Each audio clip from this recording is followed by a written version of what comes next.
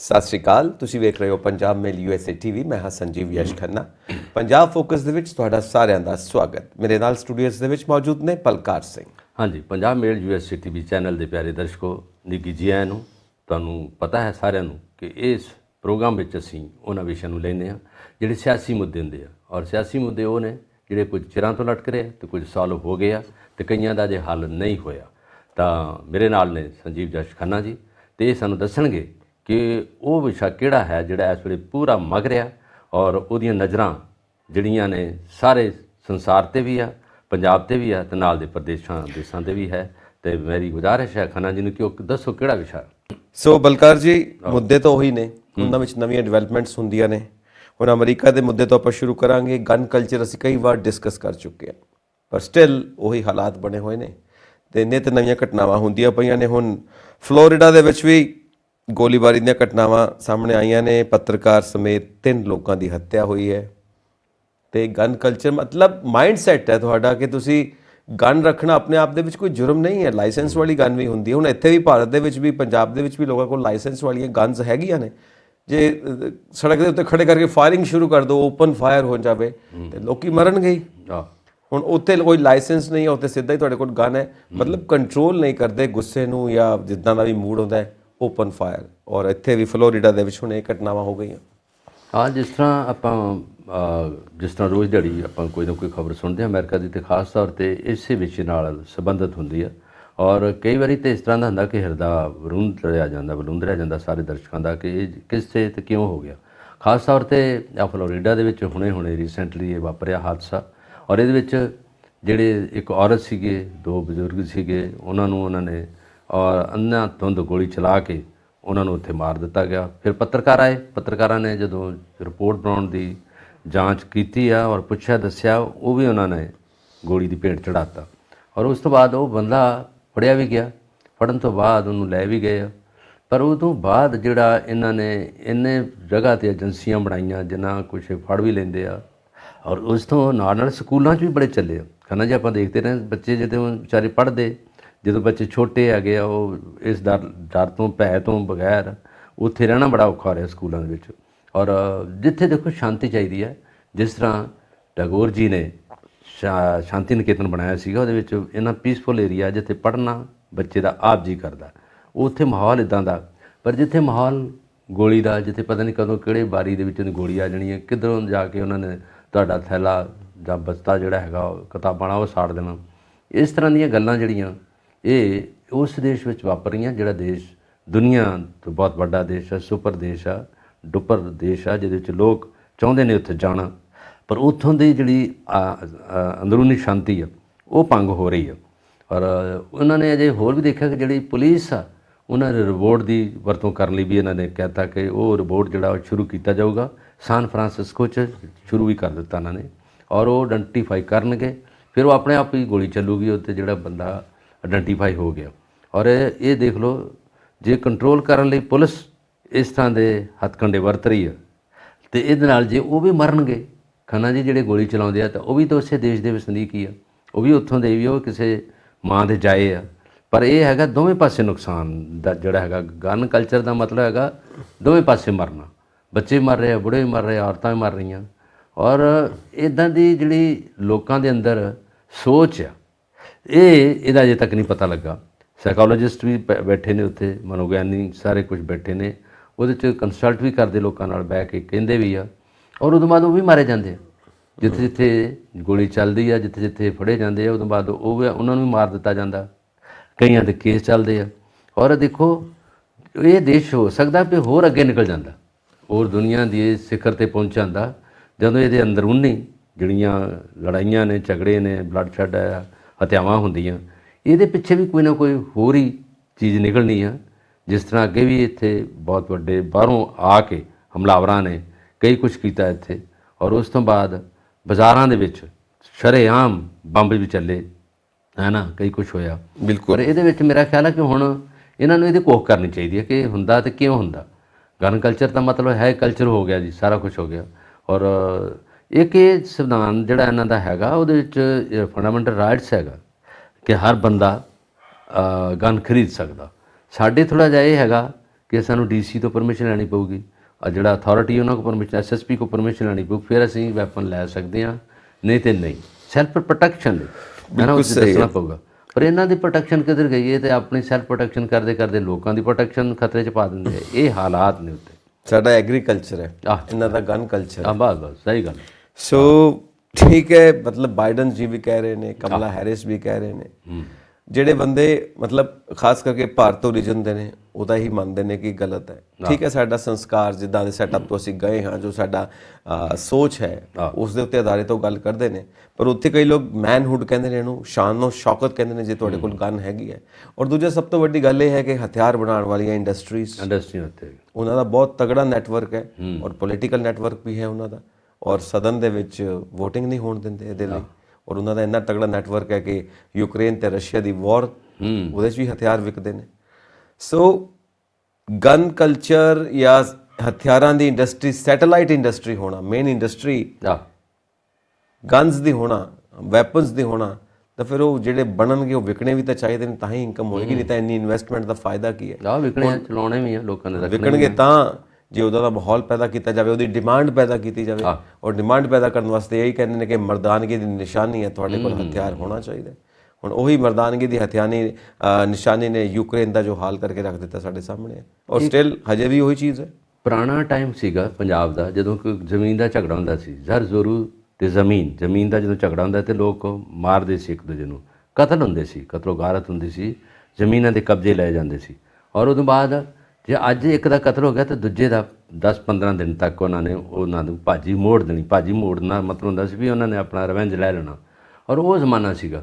ਪਰ ਉਦੋਂ ਬਾਅਦ ਜ਼ਮੀਨਾਂ ਦੇ ਝਗੜੇ ਖਤਮ ਹੋ ਗਏ, ਸਾਰਾ ਕੁਝ ਸ਼ਾਂਤੀ ਹੋ ਗਈ ਪੰਜਾਬ ਦੇ ਵਿੱਚ। ਫਿਰ ਕਰਦੇ ਹੁਣ ਆ ਗਿਆ ਗੈਂਗਵਾਦ ਐਸ ਪ੍ਰੈਜ਼ੈਂਟਲੀ, ਜਿਹੜਾ ਅਸੀਂ ਜਿਹਦੇ 'ਚੋਂ ਗੁਜ਼ਰ ਰਹੇ ਹਾਂ। ਅਸੀਂ ਕੰਪੈਰੇਟਿਵਲੀ ਜੇ ਅਮਰੀਕਾ ਨਾਲ ਦੇਖੀਏ ਤੇ ਸ਼ਾਂਤੀ ਇੱਥੇ ਵੀ ਕੋਈ ਨਹੀਂ, ਗੈਂਗਵਾਦ ਇੱਥੇ ਧਮਕੀਆਂ, ਇੱਥੇ ਬੜਾ ਕੁਝ ਹੁੰਦਾ। ਔਰ ਉਹ ਜਿਹੜੇ ਗੈਂਗਸਟਰ ਨੇ, ਜਿਹੜੇ ਸਾਰਾ ਕੁਝ ਉਹ ਹੈਗਾ, ਉਹ ਵੀ ਕਿੱਥੋਂ ਦੀ ਪੈਦਾਵਾਰ ਆ, ਕਿੱਥੋਂ ਆ ਰਹੇ ਆ? ਸਾਡੇ ਮੁੰਡੇ ਆ, ਸਾਡੇ ਹੀ ਉਹ ਨੌਜਵਾਨ ਨੇ। ਜੇ ਉਹਨਾਂ ਨੂੰ ਮਿਸਗਾਈਡ ਕਰਨ ਵਾਲੇ ਵੀ ਲੋਕ ਇੱਥੇ ਨੇ, ਉਹਨਾਂ ਨੂੰ ਗਲਤ ਕੰਮ ਕਰਾਉਣ ਵਾਲੇ ਵੀ ਇੱਥੇ ਨੇ। ਕਹਿੰਦੇ ਨੇ ਜਦੋਂ ਬੰਦਾ ਕਤਲ ਕਰਦਾ ਜਾਂ ਮਾਰਦਾ ਹੈਗਾ, ਸਾਈਕੋਲੋਜਿਸਟ ਦੇਖਦਾ ਵੀ ਕਿਉਂ ਮਾਰਿਆ ਗਿਆ, ਕਿਉਂ ਕੀਤਾ, ਉਹਦਾ ਸਟੇਟ ਆਫ ਮਾਈਂਡ ਦੇਖਦੇ ਹੋ ਵੀ ਉਹ ਬੰਦਾ ਉਦੋਂ ਕੀ ਸੋਚਦਾ ਸੀ, ਉਹਦਾ ਮਨ ਕੀ ਸੀਗਾ, ਮਨ ਦੀ ਬਿਰਤੀ ਕੀ ਕਹਿੰਦੀ ਸੀ। ਔਰ ਕਤਲ ਕਰਨਾ ਹਰ ਬੰਦੇ ਦੇ ਵਾਸਤੇ ਦੀ ਗੱਲ ਨਹੀਂ, ਕਿਸੇ ਨੂੰ ਮਾਰਨਾ, ਬੰਦੇ ਨੂੰ ਤੁਰੇ ਜਾਂਦੇ ਨੂੰ। ਔਰ ਇਹ ਦਿਨੇ ਚਿੱਟੇ ਦਿਨ 'ਚ ਗੋਲੀਆਂ ਚਲਾ ਕੇ ਬੱਚੇ ਵੀ ਮਾਰ ਦਿੰਦੇ ਆ, ਐਕਚੁਅਲੀ ਇਦਾਂ ਹੀ ਚੱਲ ਰਿਹਾ, ਔਰਤਾਂ ਵੀ ਮਾਰ ਦਿੰਦੇ ਆ। ਯੂਐਨਓ ਦੇ ਵਿੱਚ ਹੁਣ VOTING ਹੋਣੀ ਹੈ ਕਿ ਯੂਕਰੇਨ ਵਾਰ ਦੇ ਉੱਤੇ ਸਾਰੇ ਦੇਸ਼ VOTING ਕਰਨ ਕਿ ਰਸ਼ੀਆ ਨੂੰ ਰੋਕ ਦੇਣਾ ਚਾਹੀਦਾ ਹੈ। ਔਰ ਇੰਡੀਆ ਦੇ ਉੱਤੇ ਫਰਾਂਸ ਵੀ ਕਹਿ ਰਿਹਾ ਹੈ, ਯੂਕਰੇਨ ਵੀ ਡਿਮਾਂਡ ਕਰ ਰਿਹਾ, ਔਰ ਅਮਰੀਕਾ ਤਾਂ ਕਹਿ ਹੀ ਰਿਹਾ ਕਿ ਤੁਸੀਂ ਵੀ VOTING ਕਰੋ ਤੇ ਯੂਕਰੇਨ ਦੇ ਹੱਕ ਦੇ ਵਿੱਚ ਕਰੋ। ਹੁਣ ਦੇਖੋ ਇੰਡੀਆ ਕੀ ਕਰਦਾ। ਇੰਡੀਆ ਦਾ ਇਸ ਵੇਲੇ ਮੇਰੇ ਖਿਆਲ ਨਿਊਟਰਲ ਚੱਲ ਰਿਹਾ ਫਿਲਹਾਲ ਤੇ, ਜਿਹੜਾ ਪੱਖ ਅੱਛਾ ਰਹੂਗਾ, ਕਿਉਂਕਿ ਐਤਕੀ ਉਹਨਾਂ ਨੇ ਯੂਕਰੇਨ ਨੇ ਵੀ ਰਿਕੁਐਸਟ ਕਰ ਦਿੱਤੀ ਹੈ ਇੰਡੀਆ ਨੂੰ ਕਿ ਇਹਦੇ ਬਾਰੇ ਕੁਝ ਦੇਖੋ, ਕਿਉਂਕਿ ਸਾਰੇ ਵਰਲਡ ਲੈਵਲ ਤੇ ਇਹ ਗੱਲ ਹੋ ਰਹੀ ਹੈ ਕਿ ਏਸ਼ੀਆ ਦੇ ਵਿੱਚ ਹੁਣ ਜੇ ਕੋਈ ਅੱਗੇ ਆ ਸਕਦਾ ਹੈ ਤਾਂ ਭਾਰਤ ਆ ਸਕਦਾ ਹੈ। ਭਾਰਤ ਸਟਰੋਂਗ ਹੋ ਰਿਹਾ ਔਰ ਭਾਰਤ ਦੀ ਗੱਲ ਦੀ ਜਿਹੜੀ ਹੈ ਬੁੱਕਤ ਹੈ ਪੂਰੀ ਦੁਨੀਆ ਦੇ ਵਿੱਚ, ਸਟਰੋਂਗ ਕੰਟਰੀ ਗਿਣਿਆ ਜਾਂਦਾ ਹੈ। ਹੁਣ ਜਿੱਦਾਂ ਹੁਣ ਪਾਕਿਸਤਾਨ ਹੈ, ਹੁਣ ਪਾਕਿਸਤਾਨ ਦਾ ਹੀ ਇਹ ਮੰਨਿਆ ਜਾਂਦਾ ਕਿ ਉੱਥੇ ਤੇ ਮੇਨ ਇੰਡਸਟਰੀ ਹੀ ਅੱਤਵਾਦ ਦੀ ਹੈ ਔਰ ਅੱਤਵਾਦ ਲੈ ਕੇ ਬਹਿ ਗਿਆ ਪਾਕਿਸਤਾਨ ਨੂੰ। ਔਰ ਅੱਜ ਇਹ ਹਾਲਾਤ ਨੇ ਕਿ ਇਹ ਵੀ ਪੁੱਛਿਆ ਜਾ ਰਿਹਾ ਇੰਡੀਆ ਕੋਲੋਂ ਕਿ ਤੁਸੀਂ ਪਾਕਿਸਤਾਨ ਦੀ ਫਾਈਨੈਂਸ਼ੀਅਲੀ ਹੈਲਪ ਕਰੋਗੇ। ਔਰ ਜੈ ਸ਼ੰਕਰ ਜੀ ਕਹਿ ਰਹੇ ਨੇ ਕਿ ਫਾਈਨੈਂਸ਼ੀਅਲੀ ਹੈਲਪ ਤਾਂ ਹੀ ਪੋਸੀਬਲ ਹੈ ਜੇ ਭਾਰਤ ਦੇ ਸਿਟੀਜ਼ਨਸ, ਭਾਰਤ ਦੇ ਨਾਗਰਿਕ ਇਸ ਹੱਕ ਦੇ ਵਿੱਚ VOTING ਕਰਨ ਕਿ ਸਾਨੂੰ ਉਤਰਨਾ ਚਾਹੀਦਾ ਹੈ ਉਹਨਾਂ ਦੀ ਮਦਦ ਵਾਸਤੇ। ਪਰ ਉਹ ਕਿੰਨੀ ਹੱਦ ਤੱਕ, ਕਿਉਂਕਿ ਕੱਲ ਨੂੰ ਇੰਟਰਨੈਸ਼ਨਲ ਸਿਨੈਰੀਓ ਦੇ ਵਿੱਚ ਇਹ ਗੱਲ ਹੋ ਸਕਦੀ ਹੈ ਕਿ ਇੰਡੀਆ ਦਾ ਗੁਆਂਢੀ ਮੁਲਕ ਹੈ ਤਾਂ ਡਿਪਲੋਮੈਟਿਕ ਰਿਲੇਸ਼ਨਸ ਨੂੰ ਦੇਖਦੇ ਹੋਏ, ਫੋਰਨ ਪਾਲਿਸੀ ਨੂੰ ਦੇਖਦੇ ਹੋਏ ਤੁਸੀਂ ਹੈਲਪ ਨਹੀਂ ਕੀਤੀ ਪਾਕਿਸਤਾਨ ਦੀ, ਉਹ ਵੀ ਸਾਰੀ ਕੰਸੀਡਰੇਸ਼ਨ ਹੈ। ਕੁੱਲ ਮਿਲਾ ਕੇ ਨਾ ਬੜਾ ਅਜੀਬ ਜਿਹਾ ਮਾਹੌਲ ਬਣਿਆ ਹੋਇਆ ਹੈ ਔਰ ਇਹਦੇ ਵਿੱਚੋਂ ਸੋਲਿਊਸ਼ਨ ਨਿਕਲਣਾ ਚਾਹੀਦਾ, ਨਹੀਂ ਤਾਂ ਇਹ ਫਿਰ ਉਹੀ ਮਹਾਯੁੱਧ ਵੱਲ ਵਧਣ ਵਾਲੀ ਤਿਆਰੀ ਚੱਲ ਰਹੀ ਪਈ ਹੈ। ਜਿਵੇਂ ਹੁਣ ਪਿੱਛੇ ਜੇ ਬਾਈਡਨ ਗਏ ਨੇ ਯੂਕਰੇਨ ਦੇ ਵਿੱਚ ਤਾਂ ਸਾਰਾ ਇੰਟਰਨੈਸ਼ਨਲ ਮੀਡੀਆ ਕਹਿ ਰਿਹਾ ਕਿ ਸ਼ਾਇਦ ਇਹ ਥਰਡ ਵਰਲਡ ਵਾਰ ਵੱਲ ਕਦਮ ਹੈ ਔਰ ਸਾਰੀ ਦੁਨੀਆ ਦੇ ਉੱਤੇ ਅਸਰ ਪੈਣਾ ਇਹਦਾ। ਭਿਆਨਕ ਤੇ ਇਹਨਾਂ ਦੇ ਇਹੋ ਹੀ ਆ। ਅਮਰੀਕਾ ਕਦੇ ਨਹੀਂ ਕਹਿੰਦਾ ਕਿ ਜੰਗ ਖਤਮ ਕਰ ਦਿੱਤੀ ਜਾਵੇ, ਬ੍ਰਿਟੇਨ ਕਦੇ ਨਹੀਂ ਕਹਿੰਦਾ ਕਿ ਜੰਗ ਖਤਮ ਕਰ ਦਿਓ, ਰਸ਼ੀਆ ਤਾਂ ਹਮਲਾਵਰ ਹੈ ਹੀ ਆ ਔਰ ਉਹਦੇ ਨਾਲ ਹਾਲੈਂਡ ਆ ਔਰ ਦੂਸਰੇ ਜਿਹੜੇ ਹੈਗੇ ਨਾਲ ਹੋਰ ਕੰਟਰੀ ਵੀ ਹੈਗੇ ਆ। ਉਹ ਕੰਟਰੀ ਜਿਹੜੇ ਤੇ ਗੁਆਂਢੀ ਕੰਟਰੀ ਆ ਉਹ ਵੀ ਚਾਹੁੰਦੇ ਸੀਗੇ ਕਿ ਲੜਾਈ ਖਤਮ ਹੋ ਜਾਏ ਤਾਂ ਕਿ ਲੋਕ ਭੱਜ ਉੱਥੋਂ ਦੇ ਸ਼ਰਨਾਰਥ ਲੈ ਰਹੇ ਆ, ਉੱਥੇ ਜਾ ਕੇ ਬਹਿ ਜਾਂਦੇ ਆ। ਔਰ ਮੇਰਾ ਖਿਆਲ ਹੈ ਜਿੰਨੀ ਦੇਰ ਤੱਕ ਜਿਹੜੀਆਂ 5-6 ਪਾਵਰ ਸੁਪਰ ਹੈਗੀਆਂ ਇਹਨਾਂ ਦੇ ਅੰਦਰ ਕੋਈ ਸਮਾਈ ਨਹੀਂ ਹੁੰਦੀ ਤੇ ਜੰਗ ਨਹੀਂ ਹਟੂਗੀ। ਇੰਡੀਆ ਭਾਵੇਂ ਲੱਖ ਜ਼ੋਰ ਲਾ ਲੇ, ਜੋ ਮਰਜ਼ੀ ਹੋ ਜੇ, ਇਹ ਅਮਰੀਕਾ ਨੂੰ ਸਮਝਾ ਨਹੀਂ ਸਕਦਾ ਤੇ ਨਾ ਇਹ ਸਮਝਾ ਸਕਦਾ ਬ੍ਰਿਟੇਨ ਨੂੰ, ਨਾ ਇਹ ਸਮਝਾ ਸਕਦਾ ਬਾਕੀ ਜਿਹੜੇ ਕੰਟਰੀ ਨਾਲ ਉਹਦੀ ਹੈਲਪ ਕਰ ਰਹੇ ਆ। ਰਸ਼ੀਆ ਕਦੀ ਇੰਡੀਆ ਦੀ ਗੱਲ ਨਹੀਂ ਸੁਣੂਗਾ, ਇਸ ਤਰ੍ਹਾਂ ਦਾ ਇਹ ਹੈਗਾ। ਹੁਣ ਜਿਹੜਾ G20 ਦਾ ਮਸਲਾ ਆ ਗਿਆ ਜਿਹਦੇ ਵਿੱਚ ਇਹਨਾਂ ਨੇ ਗੱਲਬਾਤ ਕਰਨੀ ਆ, ਹੁਣ ਕਈ ਵਾਰੀ ਇੰਡੀਆ ਆਪ ਵੀ ਬਣਾਈ ਜਾ ਰਿਹਾ ਕਿ ਸ਼ਾਇਦ ਅਸੀਂ ਪੱਖ ਲੈ ਲਿਆ ਤਾਂ ਇਹ ਹੋ ਜਾਊਗਾ ਉਹ ਹੋ ਜਾਊਗਾ, ਕੁਛ ਨਹੀਂ ਹੋਣਾ, ਕਿਉਂਕਿ ਇੱਦਾਂ ਦੇ ਸੁਪਰ ਪਾਵਰ ਨਾਲ ਗੱਲ ਕਰਨੀ ਕੋਈ ਛੋਟਾ ਮੋਟਾ ਮਹਿਣਾ ਨਹੀਂ ਰੱਖਦੀ। S.J. ਸ਼ੰਕਰ ਜੀ ਗਏ ਨੇ ਉੱਥੇ, ਇੱਕ ਵਾਰੀ ਇਹਨਾਂ ਨੇ ਆਪਣੇ ਜਿਹੜੇ ਵਿਦੇਸ਼ ਸਕੱਤਰ ਉਹਨਾਂ ਨਾਲ ਵੀ ਗੱਲ ਕੀਤੀ ਆ, ਆਪਣੇ ਫੋਰਨ ਮਿਨਿਸਟਰ ਵੀ ਉੱਥੇ ਗਏ ਸੀਗੇ, ਵਾਸ਼ਿੰਗਟਨ 'ਚ ਗੱਲਬਾਤ ਹੋਈ ਆ, ਪਰ ਉਹ ਤੋਂ ਬਾਅਦ ਉਹਦਾ ਕੋਈ ਸਿੱਟਾ ਨਹੀਂ ਨਿਕਲਿਆ। ਇਹ ਲੱਖ ਦੌੜਾਂ ਲਾ ਲੈਣ, ਜੋ ਮਰਜ਼ੀ ਲਾ ਲੈਣ, ਜਿੰਨੀ ਦੇਰ ਤੱਕ ਰਸ਼ੀਆ ਮੂੰਹ ਨਹੀਂ ਮੋੜਦਾ, ਜਿੰਨੀ ਦੇਰ ਤੱਕ UN ਕੰਟਰੋਲ ਨਹੀਂ ਕਰਦੀ, ਚਿੱਟਾ ਝੰਡਾ ਉੱਥੇ ਲਹਿਰਾਉਂਦਾ ਨਹੀਂਗਾ, ਜਿੰਨੇ ਚਿਰ ਸੀਜ਼ ਫਾਇਰ ਨਹੀਂ ਹੁੰਦਾ ਉਨੀ ਦੇਰ ਕੋਈ ਇਹਦਾ ਕਨਕਲੂਜਨ ਨਹੀਂ ਹੋਣਾ। ਪਰ ਤੁਹਾਡੀ ਗੱਲ ਇਹੀ ਹੈਗਾ ਕਿ ਜੇ ਵਧੇ ਤੇ ਵਰਲਡ ਵਾਰ ਨੂੰ ਵੱਧ ਸਕਦੇ ਆ, ਤੇ ਪਿਛਾਂਹ ਮੁੜੇ ਤੇ ਫਿਰ ਸ਼ਾਂਤੀ ਹੈ। ਦੇਖੋ ਮੇਰਾ ਮੰਨਣਾ ਇਹ ਹੈ ਕਿ ਥਰਡ ਵਰਲਡ ਵਾਰ ਚੱਲਦੀ ਪਈ ਹੈ। ਕਿੱਦਾਂ? ਇਕਨੋਮਿਕ ਵਾਰ, ਠੰਡੀ ਬੰਦਾ ਬੰਦੇ ਨੂੰ ਖਾਂਦਾ ਪਿਆ। ਉਹ ਤਾਂ ਹੈ, ਥਰਡ ਵਰਲਡ ਵਾਰ ਹੀ ਹੈ, ਇੱਕ ਦੇਸ਼ ਦੂਜੇ ਦੇਸ਼ ਨੂੰ ਖਾਂਦਾ, ਮਾਰੇ ਗਏ ਲੋਕ ਉੱਥੇ, ਮਤਲਬ ਇਕਨੋਮਿਕਲੀ ਵੀ ਖਾ ਰਹੇ ਹਾਂ ਅਸੀਂ, ਦੂਜੇ ਦੀ ਰੋਟੀ ਖਾਂਦੇ ਪਏ ਹਾਂ, ਖੋਂਦੇ ਪਏ ਹਾਂ ਅਸੀਂ। ਸੋ ਇਹ ਥਰਡ ਵਰਲਡ ਵਾਰ ਹੈ, ਅਮੀਰ ਹੋਰ ਅਮੀਰ, ਗਰੀਬ ਹੋਰ ਗਰੀਬ, ਇਹ ਥਰਡ ਵਰਲਡ ਵਾਰ ਹੀ ਚੱਲਦੀ ਪਈ। ਥਰਡ ਵਰਲਡ ਵਾਰ 'ਚ ਹੀ ਹੁੰਦਾ ਕਿ ਜਿਹੜਾ ਮਹਾਂਯੁੱਧ ਵਿੱਚ ਸਾਰੀ ਚੀਜ਼ਾਂ ਮਹਿੰਗੀਆਂ, ਬੰਦੇ ਮਰਦੇ ਪਏ ਨੇ ਭੁੱਖ ਨਾਲ, ਭੁੱਖ ਮਰੀ ਹੈ, ਭੁੱਖ ਮਰੀ, ਠੀਕ ਹੈ ਨਾ। ਤੇਲ ਦੀ ਸਪਲਾਈ ਨਹੀਂ ਹੋ ਰਹੀ ਹੈ ਨਾ, ਜਿਹੜਾ ਅਨਾਜ ਆ ਰਿਹਾ ਨਹੀਂ ਹੋ ਰਿਹਾ ਆ ਰਿਹਾ, ਅਤੇ ਕਿਤੇ ਵੀ ਮਾੜੀ ਜਿਹੀ ਬੰਬਾਰਮੈਂਟ ਹੋ ਜਾਏ ਨਾ, ਤੇ ਜਿਹੜੇ ਵਪਾਰੀ ਆ ਜਿਹੜੇ ਸਟੋਰ ਕੀਤੇ ਉਹ ਆਪਣੇ ਆਪ ਹੀ ਮਹਿੰਗਾ ਕਰ ਦਿੰਦੇ, ਚਾਹੇ ਮਹਿੰਗਾ ਹੋਵੇ ਨਾ ਹੋਵੇ, ਉਹਨਾਂ ਕੋਲ ਬਹਾਨਾ ਹੁੰਦਾ ਜੰਗ ਲੱਗੀ ਹੈ ਜੀ, ਸਪਲਾਈ ਹੈ ਨਹੀਂ ਜੀ, ਹਵਾਈ ਜਹਾਜ਼ ਨਹੀਂ ਆ ਰਹੇ, ਸਪਲਾਈ ਕਿੱਧਰ ਦੀ ਆਊਗੀ, ਸਾਡੇ ਕੋਲ ਤਾਂ ਮਹਿੰਗਾ ਆ ਰਿਹਾ, ਤੇਲ ਮਹਿੰਗਾ ਹੋ ਗਿਆ। ਉਹਨਾਂ ਨੂੰ ਬਹਾਨੇ ਬਹੁਤ ਹੁੰਦੇ ਪੈਸਾ ਇਕੱਠਾ ਕਰਨ ਦੇ। ਦੇਖੋ ਜਦੋਂ ਬੰਦਾ ਬੰਦੇ ਨੂੰ ਖਾਂਦਾ ਹੈ ਉਹ ਵਾਰ ਹੀ ਹੁੰਦੀ ਹੈ, ਉਹ ਯੁੱਧ ਹੀ ਹੁੰਦਾ। ਹਾਂ ਹੁਣ ਅੱਗੇ ਦੇਖੋ ਜੀ, ਵਾਰਿਸ ਪੰਜਾਬ ਦੇ ਮੁਖੀ ਅੰਮ੍ਰਿਤਪਾਲ, ਉਹਨਾਂ ਦਾ ਜੱਥਾ ਹੈ ਜਿਹੜਾ, ਜਦੋਂ ਕੱਲ ਪ੍ਰਦਰਸ਼ਨ ਹੋਇਆ ਵਧੇ ਨੇ ਅੱਗੇ ਨੂੰ, ਚੰਡੀਗੜ੍ਹ ਵੱਲ ਜਾਣਾ ਚਾਹੁੰਦੇ ਨੇ ਜਿਹੜਾ ਮੋਰਚਾ ਹੈ, ਤਾਂ ਅਜਨਾਲਾ ਥਾਣੇ ਦੇ ਹਮਲਾ, ਉੱਥੇ SSP ਜ਼ਖਮੀ। ਸੋ ਉਹਨਾਂ ਦੇ ਜਿਹੜੇ ਸਮਰਥਕ ਨੇ ਅੰਮ੍ਰਿਤਪਾਲ ਜੀ ਦੇ, ਉਹ ਵੀ ਗੁੱਸੇ 'ਚ ਆ ਗਏ, ਉਹਨਾਂ ਨੇ ਬੈਰੀਕੇਡ ਤੋੜ ਦਿੱਤੇ ਪੁਲਿਸ ਵੱਲੋਂ ਲਾਏ ਹੋਏ।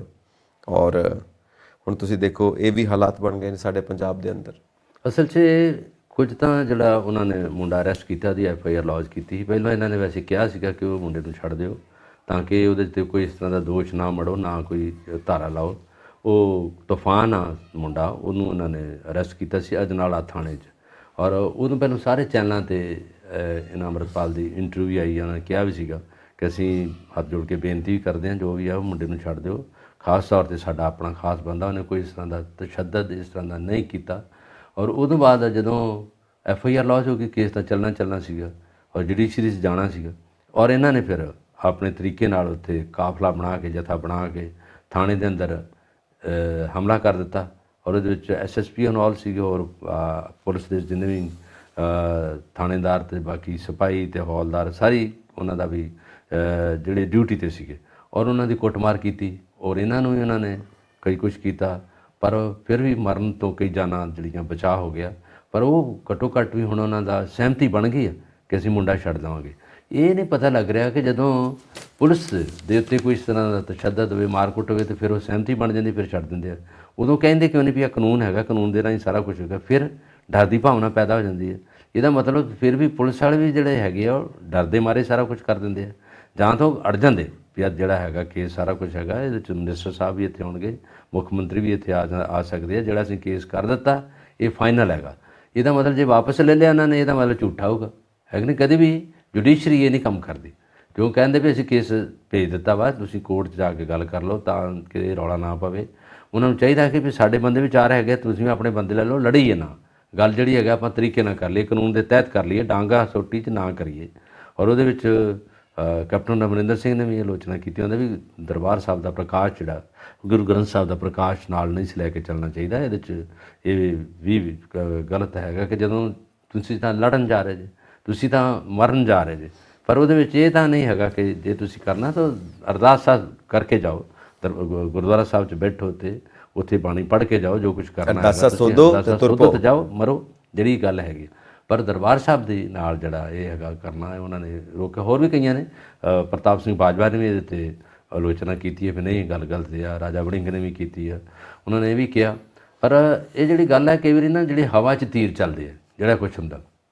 ਇੱਕ ਬੰਦਾ ਫੜਿਆ, ਉਹਦੇ ਲਈ ਜਥਾ ਆ ਗਿਆ, ਉਹਨਾਂ ਨੇ ਰੌਲਾ ਪਾਇਆ, SSP ਨੂੰ ਮਾਰਿਆ, ਕੁੱਟਿਆ, ਸਾਰਿਆਂ ਨੂੰ ਹੋਇਆ, ਅਤੇ ਉਹਦੇ ਲਈ ਸਹਿਮਤੀ ਬਣ ਗਈ ਛੱਡਣ ਲਈ।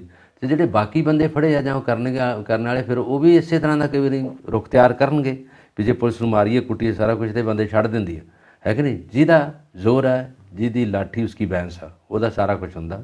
ਤਕੜੇ ਦਾ 37 ਵੀ 100 ਵਾਲੀ ਗੱਲ ਆ ਜਾਂਦੀ ਹੈ। ਉੱਦਾਂ ਤਾਂ 114 ਹੈ ਨਾ, 7 ਦੂਣੀ 14 ਤੇ ਕਿੰਨੇ ਬਣ ਜਾਂਦੇ ਆ 20 7 140 ਰੁਪਏ। ਤੂੰ ਆਂਦੇ ਨੇ ਜਿਹੜਾ ਤਕੜੇ ਉਹਦਾ 7 20 ਦਾ 100 ਹੀ ਬਣਦਾ, 20 5 100 ਹੁੰਦਾ, ਪਰ ਤਕੜੇ ਦਾ ਡੰਡੇ ਨਾਲ ਸਾਰਾ ਕੁਝ ਬਣ ਜਾਂਦਾ। ਬਿਲਕੁਲ ਸਹੀ ਕਹਿੰਦੇ ਹੋ ਤੁਸੀਂ, ਕਿਉਂਕਿ ਨਾ ਪੰਜਾਬ ਦਾ ਮਾਹੌਲ ਸਹੀ ਰਵੇ ਬਿਲਕੁਲ ਔਰ ਸਰਕਾਰ ਕੰਮ ਕਰੇ ਔਰ ਦੇਸ਼ ਵਾਸੀਆਂ ਨੂੰ, ਪੰਜਾਬ ਵਾਸੀਆਂ ਨੂੰ ਫਾਇਦਾ ਹੋਵੇ। ਔਰ ਇਸੇ ਮਾਹੌਲ ਕਰਕੇ ਹਰ ਬੰਦਾ ਘਬਰਾਇਆ ਹੋਇਆ, ਡਰਿਆ ਹੋਇਆ। ਔਰ ਇਹ ਮਾਹੌਲ ਦਾ ਦੇਖੋ ਸਾਡੇ ਸਾਰਿਆਂ ਦੇ ਮਨਾਂ ਦੇ ਉੱਤੇ ਕੀ ਅਸਰ ਪਿਆ। ਕੱਲ ਜਿੱਥੇ ਦੇਖੋ, ਜਿਹੜੇ ਮਰਜ਼ੀ ਚੈਨਲ ਤੇ ਦੇਖੋ, ਸੋਸ਼ਲ ਮੀਡੀਆ ਦੇਖੋ, ਇਹੀ ਫੁਟੇਜ ਚੱਲ ਰਹੀ ਹੈ, ਇਹੀ ਗੱਲ ਚੱਲ ਰਹੀ ਹੈ। ਔਰ ਲੋਕੀ ਆਪਣੇ ਆਪਣੇ ਅੰਦਾਜ਼ੇ ਲਗਾ ਰਹੇ ਨੇ ਜੀ ਹੁਣ ਤੇ ਪੰਜਾਬ ਦਾ ਮਾਹੌਲ ਇਦਾਂ ਹੋ ਜਾਣਾ ਹੈ, ਹੁਣ ਤੇ ਇਦਾਂ ਹੋ ਜਾਣਾ ਹੈ। ਕੋਈ ਕਹਿ ਰਿਹਾ ਜੀ ਹੋ ਸਕਦਾ ਜੀ ਰਾਸ਼ਟਰਪਤੀ ਰਾਜ ਲਾਗੂ ਹੋ ਜਾਵੇ ਜੀ, ਗਵਰਨਮੈਂਟ ਨੂੰ ਹਟਾ ਦਿੱਤਾ ਜਾਵੇ ਜੀ, ਪਤਾ ਨਹੀਂ ਕੀ ਕੀ ਗੱਲਾਂ, ਜਿੰਨੇ ਮੂੰਹ ਓਨੀਆਂ ਗੱਲਾਂ। ਸੋ ਇਹ ਮਾਹੌਲ ਜਿਹੜਾ ਹੈ ਸੁਖਾਵਾਂ ਤਾਂ ਨਹੀਂ ਹੈ। ਔਰ ਇਸ ਮਾਹੌਲ ਦੇ ਵਿੱਚ ਭਗਵੰਤ ਮਾਨ ਕਹਿ ਰਹੇ ਨੇ ਕਿ ਸਨਅਤਕਾਰ ਪੰਜਾਬ ਦੇ ਸਮਾਜਿਕ ਆਰਥਿਕ ਵਿਕਾਸ ਵਿੱਚ ਭਾਈਵਾਲ ਬਣਨ। ਹੁਣ ਇਦਾਂ ਦੇ ਮਾਹੌਲ ਦੇ ਵਿੱਚ ਇੱਧਰ ਗੈਂਗਸਟਰਸ ਦਾ ਵੀ ਅਸੀਂ ਸਾਰਾ ਦਿਨ ਜ਼ਿਕਰ ਕਰਦੇ ਹਾਂ। ਹੁਣ ਇਹ ਸਨਅਤਕਾਰ ਆਪਣਾ ਪੈਸਾ ਇੰਡਸਟਰੀਲਿਸਟ ਕਿਵੇਂ ਲਗਾਵੇ, ਬਿਜ਼ਨਸਮੈਨ ਆਪਣਾ ਪੈਸਾ ਕਿੱਥੋਂ ਲਗਾਏਗਾ? ਉਹਨੂੰ ਡਰ ਪਿਆ ਹੋਇਆ ਕਿ ਕੱਲ ਨੂੰ ਮਾਹੌਲ ਵਿਗੜ ਗਿਆ ਸਟੇਟ ਦਾ, ਮੇਰਾ ਪੈਸਾ ਤੇ ਡੁੱਬ ਜਾਣਾ, ਕੌਣ ਭਾਈਵਾਲ ਬਣੂਗਾ ਇਹਦਾ? ਹੁਣ ਇਹ ਸੀਐਮ ਮਾਨ ਕੀ ਕਰਨ, ਪਹਿਲਾਂ ਫਰਾਂਸ ਜਰਮਨੀ ਗਏ ਸੀਗੇ, ਮੁੰਬਈ ਵੀ ਘੁੰਮ ਕੇ ਆਏ ਨੇ ਕਿ ਇੰਡੀਆ 'ਚ ਕੋਈ ਮਿਲ ਜਾਣ ਸਪਾਂਸਰਸ ਸਟੇਟ ਵਾਸਤੇ, ਬਜਟ ਦੇਣ ਵਾਸਤੇ, ਜੋ ਸਟੇਟ ਵਾਸਤੇ ਕੋਈ ਇਨਵੈਸਟਮੈਂਟ ਕਰਨ ਵਾਸਤੇ ਤਿਆਰ ਹੋ ਜਾਣ। ਔਰ ਪਹਿਲਾਂ ਹੀ ਸਰਹੱਦੀ ਸੂਬਾ ਪਾਕਿਸਤਾਨ ਨਾਲ ਨਿਤ ਨਵਾਂ ਖੜਕਾ ਹੁੰਦਾ ਹੀ ਰਹਿੰਦਾ। ਸੋ ਇਹ ਸਾਰੀਆਂ ਗੱਲਾਂ ਔਰ ਨਸ਼ਿਆਂ ਦੀ ਖੇਪ, ਇਹ ਵੀ ਸਭ ਚੱਲਦਾ ਪਿਆ। ਸੋ ਇਹ ਪੰਜਾਬ ਦਾ ਜੋ ਹਾਲਤ ਕੀ ਬਣ ਗਈ ਹੈ, ਔਰ ਇਸ ਹਾਲਤ ਦੇ ਵਿੱਚ ਇਨਵੈਸਟਰਸ ਤੁਹਾਨੂੰ ਲੱਗਦਾ ਆ ਸਕਦੇ ਨੇ, NRIs ਜਾਂ ਕੋਈ ਹੋਰ ਕਿਤੋਂ? ਅਸਲ 'ਚ ਇਹਨਾਂ ਦਾ ਸਮਾਗਮ ਸੀ ਮੋਹਾਲੀ, ਉਹਦੇ ਵਿੱਚ ਇਹਨਾਂ ਨੇ ਸਾਰੇ ਸੰਤਕਾਰਾਂ ਨੂੰ ਇਕੱਠੇ ਕੀਤਾ ਹੈਗਾ। ਉਹਦੇ ਵਿੱਚ ਇਹਨਾਂ ਨੇ ਮੁਖਾਤਬ ਤਾਂ ਹੋਣਾ ਸੀਗਾ, ਇਹਨਾਂ ਨੇ ਕਹਿਣਾ ਸੀਗਾ ਕਿ ਤੁਸੀਂ ਵੀ ਹਿੱਸਾ ਵੰਡਾਓ ਤਾਂ ਕਿ ਨਿਵੇਸ਼ ਕਰੋ, ਪੈਸਾ ਇਕੱਠਾ ਹੋ ਜੇ ਸਾਰਾ ਹੀ। ਔਰ ਉਹਦੇ ਵਿੱਚ ਵੱਖ-ਵੱਖ ਤਰ੍ਹਾਂ ਦੀਆਂ ਇੰਡਸਟਰੀ, ਵੱਡੀ ਇੰਡਸਟਰੀ, ਕਾਟਨ ਇੰਡਸਟਰੀ ਸਾਰੀਆਂ ਪਿੰਡਾਂ 'ਚ ਲਾਈਆਂ ਜਾਣ ਤਾਂ ਕਿ ਸੂਬਾ ਥੋੜ੍ਹਾ ਬਹੁਤ ਅੱਗੇ ਜਾ ਸਕੇ। ਅਜੇ ਤਾਂ ਇੱਕ ਖੜੋਤ ਦੇ ਵਿੱਚ ਹੀ ਆ, ਔਰ ਜਿਸ ਖੜੋਤ ਦੇ ਵਿੱਚੋਂ ਅਸੀਂ ਇਹਨੂੰ ਬਾਹਰ ਕੱਢਣਾ ਚਾਹੁੰਦੇ ਹਾਂ। ਬਾਕੀ ਰਹੀ ਗੱਲ ਆ ਜਿਹੜੀ ਤੁਸੀਂ ਗੱਲ ਕੀਤੀ ਆ, ਜਿਹੜਾ ਤਸ਼ੱਦਦ ਹੁੰਦਾ, ਲੜਾਈ ਝਗੜਨ ਦੇ ਪੰਜਾਬ 'ਚ, ਇਹ ਕੋਈ ਅੱਜ ਨਵੀਂ ਗੱਲ ਨਹੀਂ, ਇਹ ਹੁੰਦੇ ਰਹਿੰਦੇ ਆ। ਪਹਿਲੋਂ ਸਿੱਧੂ ਮੂਸੇਵਾਲਾ ਕਤਲ ਕਾਂਡ ਦੇ ਵਿੱਚ ਕੀ ਕੁਛ ਹੋਇਆ, ਚਿੱਟੇ ਦਿਨ 'ਚ ਹੀ ਉਹਨਾਂ ਦਾ ਇੱਕ ਇੰਨਾ ਪ੍ਰੋਮੀਨੈਂਟ ਸਿੰਗਰ, ਇੰਨਾ ਸੋਹਣਾ ਮੁੰਡਾ, ਕੱਲਾ ਮਾਂ ਪਿਓ ਦਾ ਪੁੱਤਰ, ਔਰ ਦਿਨ ਦਿਹਾੜੇ ਪੰਜਾਬ 'ਚ ਉਹਦਾ ਕਤਲ ਕਰ ਦਿੱਤਾ ਗਿਆ। ਅਜੇ ਤੱਕ ਕੋਈ ਉਹਦੀ ਕੋਈ ਖੁਰਾ ਖੋਜ ਨਹੀਂ, ਸੁੱਗ ਨਹੀਂ ਲੱਗੀ। ਔਰ ਉਹਦਾ ਫਾਦਰ ਵਿਚਾਰਾ ਰੋ ਰੋ ਕੇ ਕਮਲਾ ਹੋ ਗਿਆ। ਅਮਿਤ ਸ਼ਾਹ ਜਿਹੜੇ ਹੋਮ ਮਿਨਿਸਟਰ, ਉਹਨਾਂ ਤੱਕ ਵੀ ਬੇਨਤੀ ਕੀਤੀ, ਰਾਹੁਲ ਗਾਂਧੀ ਤੱਕ ਬੇਨਤੀ ਕੀਤੀ, ਜਿੱਥੇ ਜਿੱਥੇ ਵੱਡੀਆਂ ਪਾਵਰਾਂ ਨੇ, ਪ੍ਰਾਈਮ ਮਿਨਿਸਟਰ ਤੱਕ ਬੇਨਤੀ ਕੀਤੀ, ਉਹ ਵਿਚਾਰੇ ਹਾਰ ਹੰਮ ਕੇ ਬਹਿ ਹੀ ਗਏ। ਇਹ ਹਾਲਤ ਹੈਗੀ ਆ। ਔਰ ਇਹ 'ਚ ਸੂਬਾ ਸਰਕਾਰ ਵੀ ਕਿੰਨਾ ਕੁਝ ਕਰ ਸਕਦੀ ਹੈ, ਜਦੋਂ ਕਿ ਮਾਰਨ ਵਾਲੇ ਪਤਾ ਨਹੀਂ ਲੱਗਦਾ ਕਿੱਧਰ ਹੈ। ਉਹਨਾਂ ਫੜੇ ਵੀ ਆ ਮੁੰਡੇ, ਬਿਸ਼ਨੋਈ ਜੀ ਜਾਂ ਬਾਕੀ ਮੁੰਡੇ ਫੜੇ ਵੀ ਆ। ਹੁਣ ਉਹ ਮੰਨਦੇ ਨਹੀਂ, ਉਹਨਾਂ ਨੂੰ ਕੀ ਕਰਨਗੇ? ਉਹ ਤਾਂ ਉਦੋਂ ਜੇਲ੍ਹ ਦੇ ਵਿੱਚ ਸੀਗਾ। ਲਾਰੈਂਸ ਬਿਸ਼ਨੋਈ ਤੇ ਬਾਹਰ ਹੈ ਨਹੀਂ, ਪੁਲਿਸ ਵੀ ਫੜ ਕੇ ਉੱਤੇ ਕਿੱਦਾਂ ਕਤਲ ਕਰਦੇ ਜਾਂ ਕੀ ਕੁਛ ਕਰਦੇ।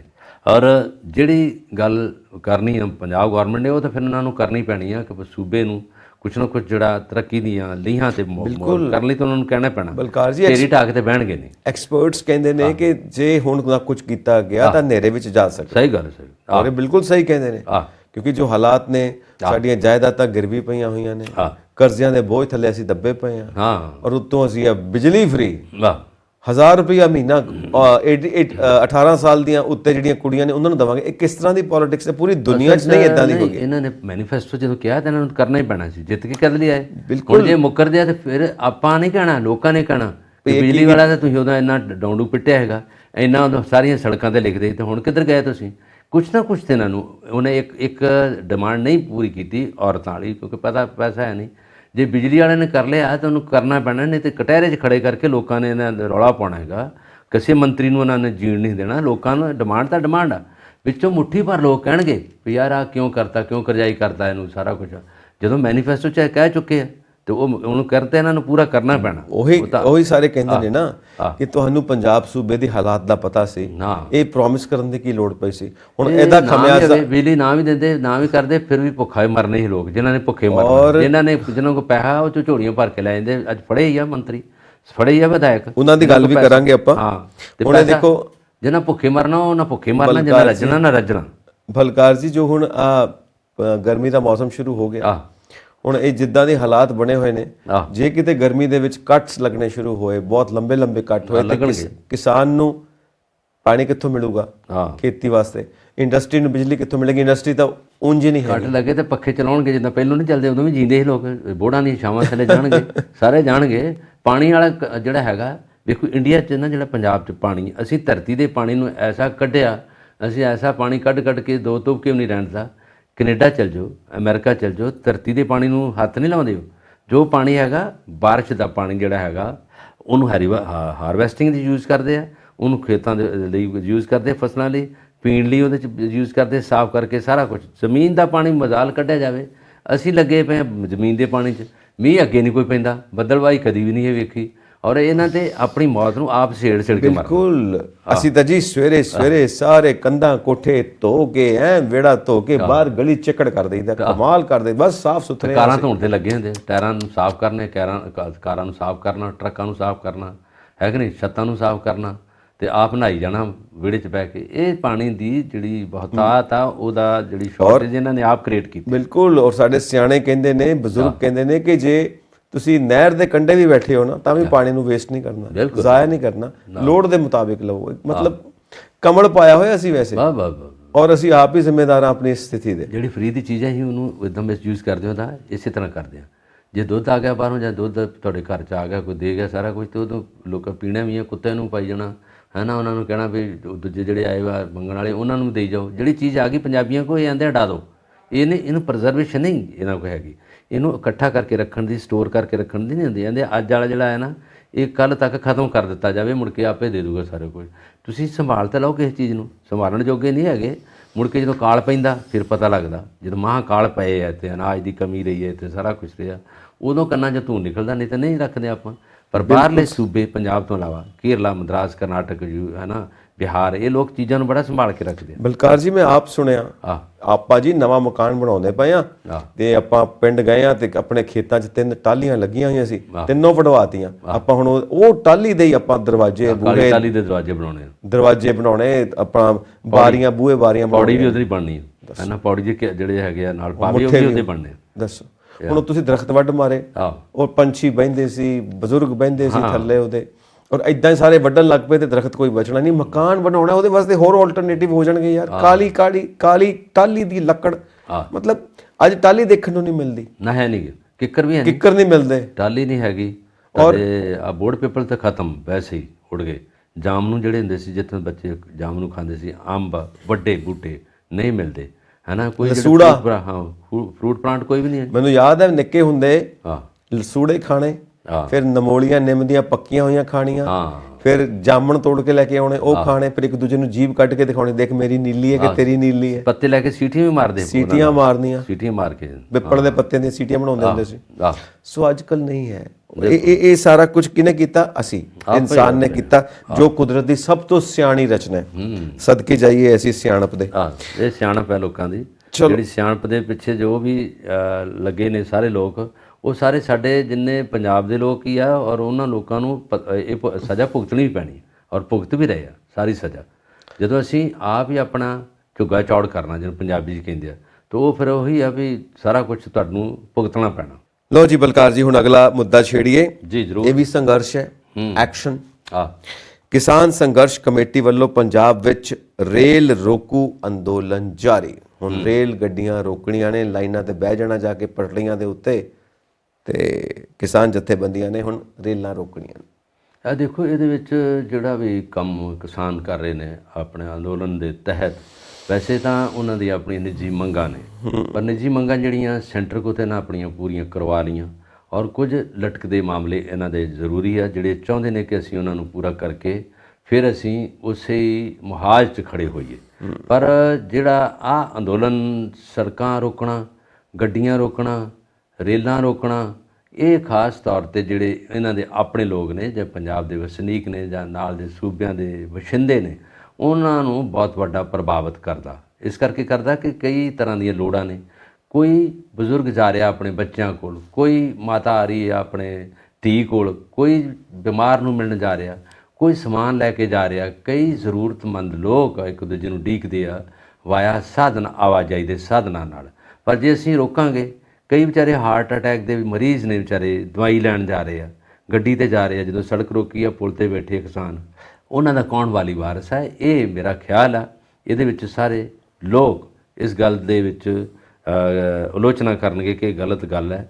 ਜੇ ਰੇਲ ਰੋਕਣੀਆਂ, ਸਰਕਾਰ ਦਾ ਜਿਹੜਾ ਉਹਨਾਂ ਦਾ ਹਿੱਸਾ ਹੈਗਾ ਉਹਨੂੰ ਬਰਬਾਦ ਕਰੋ, ਜਾਂ ਸਰਕਾਰ ਜੇ ਤੁਹਾਡੀ ਨਹੀਂ ਗੱਲ ਮੰਨਦੀ, ਉਹਨਾਂ ਨਾਲ ਆਪਣੇ ਨੁਮਾਇੰਦੇ ਲੈ ਕੇ ਚੱਲ ਜਾਓ, 10 ਉਹਨਾਂ ਕੋਲ ਟਾਈਮ ਲਓ, ਅਪੁਆਇੰਟਮੈਂਟ ਲੈ ਲਓ, ਉਹਨਾਂ ਨਾਲ ਗੱਲ ਕਰੋ ਜਾ ਕੇ।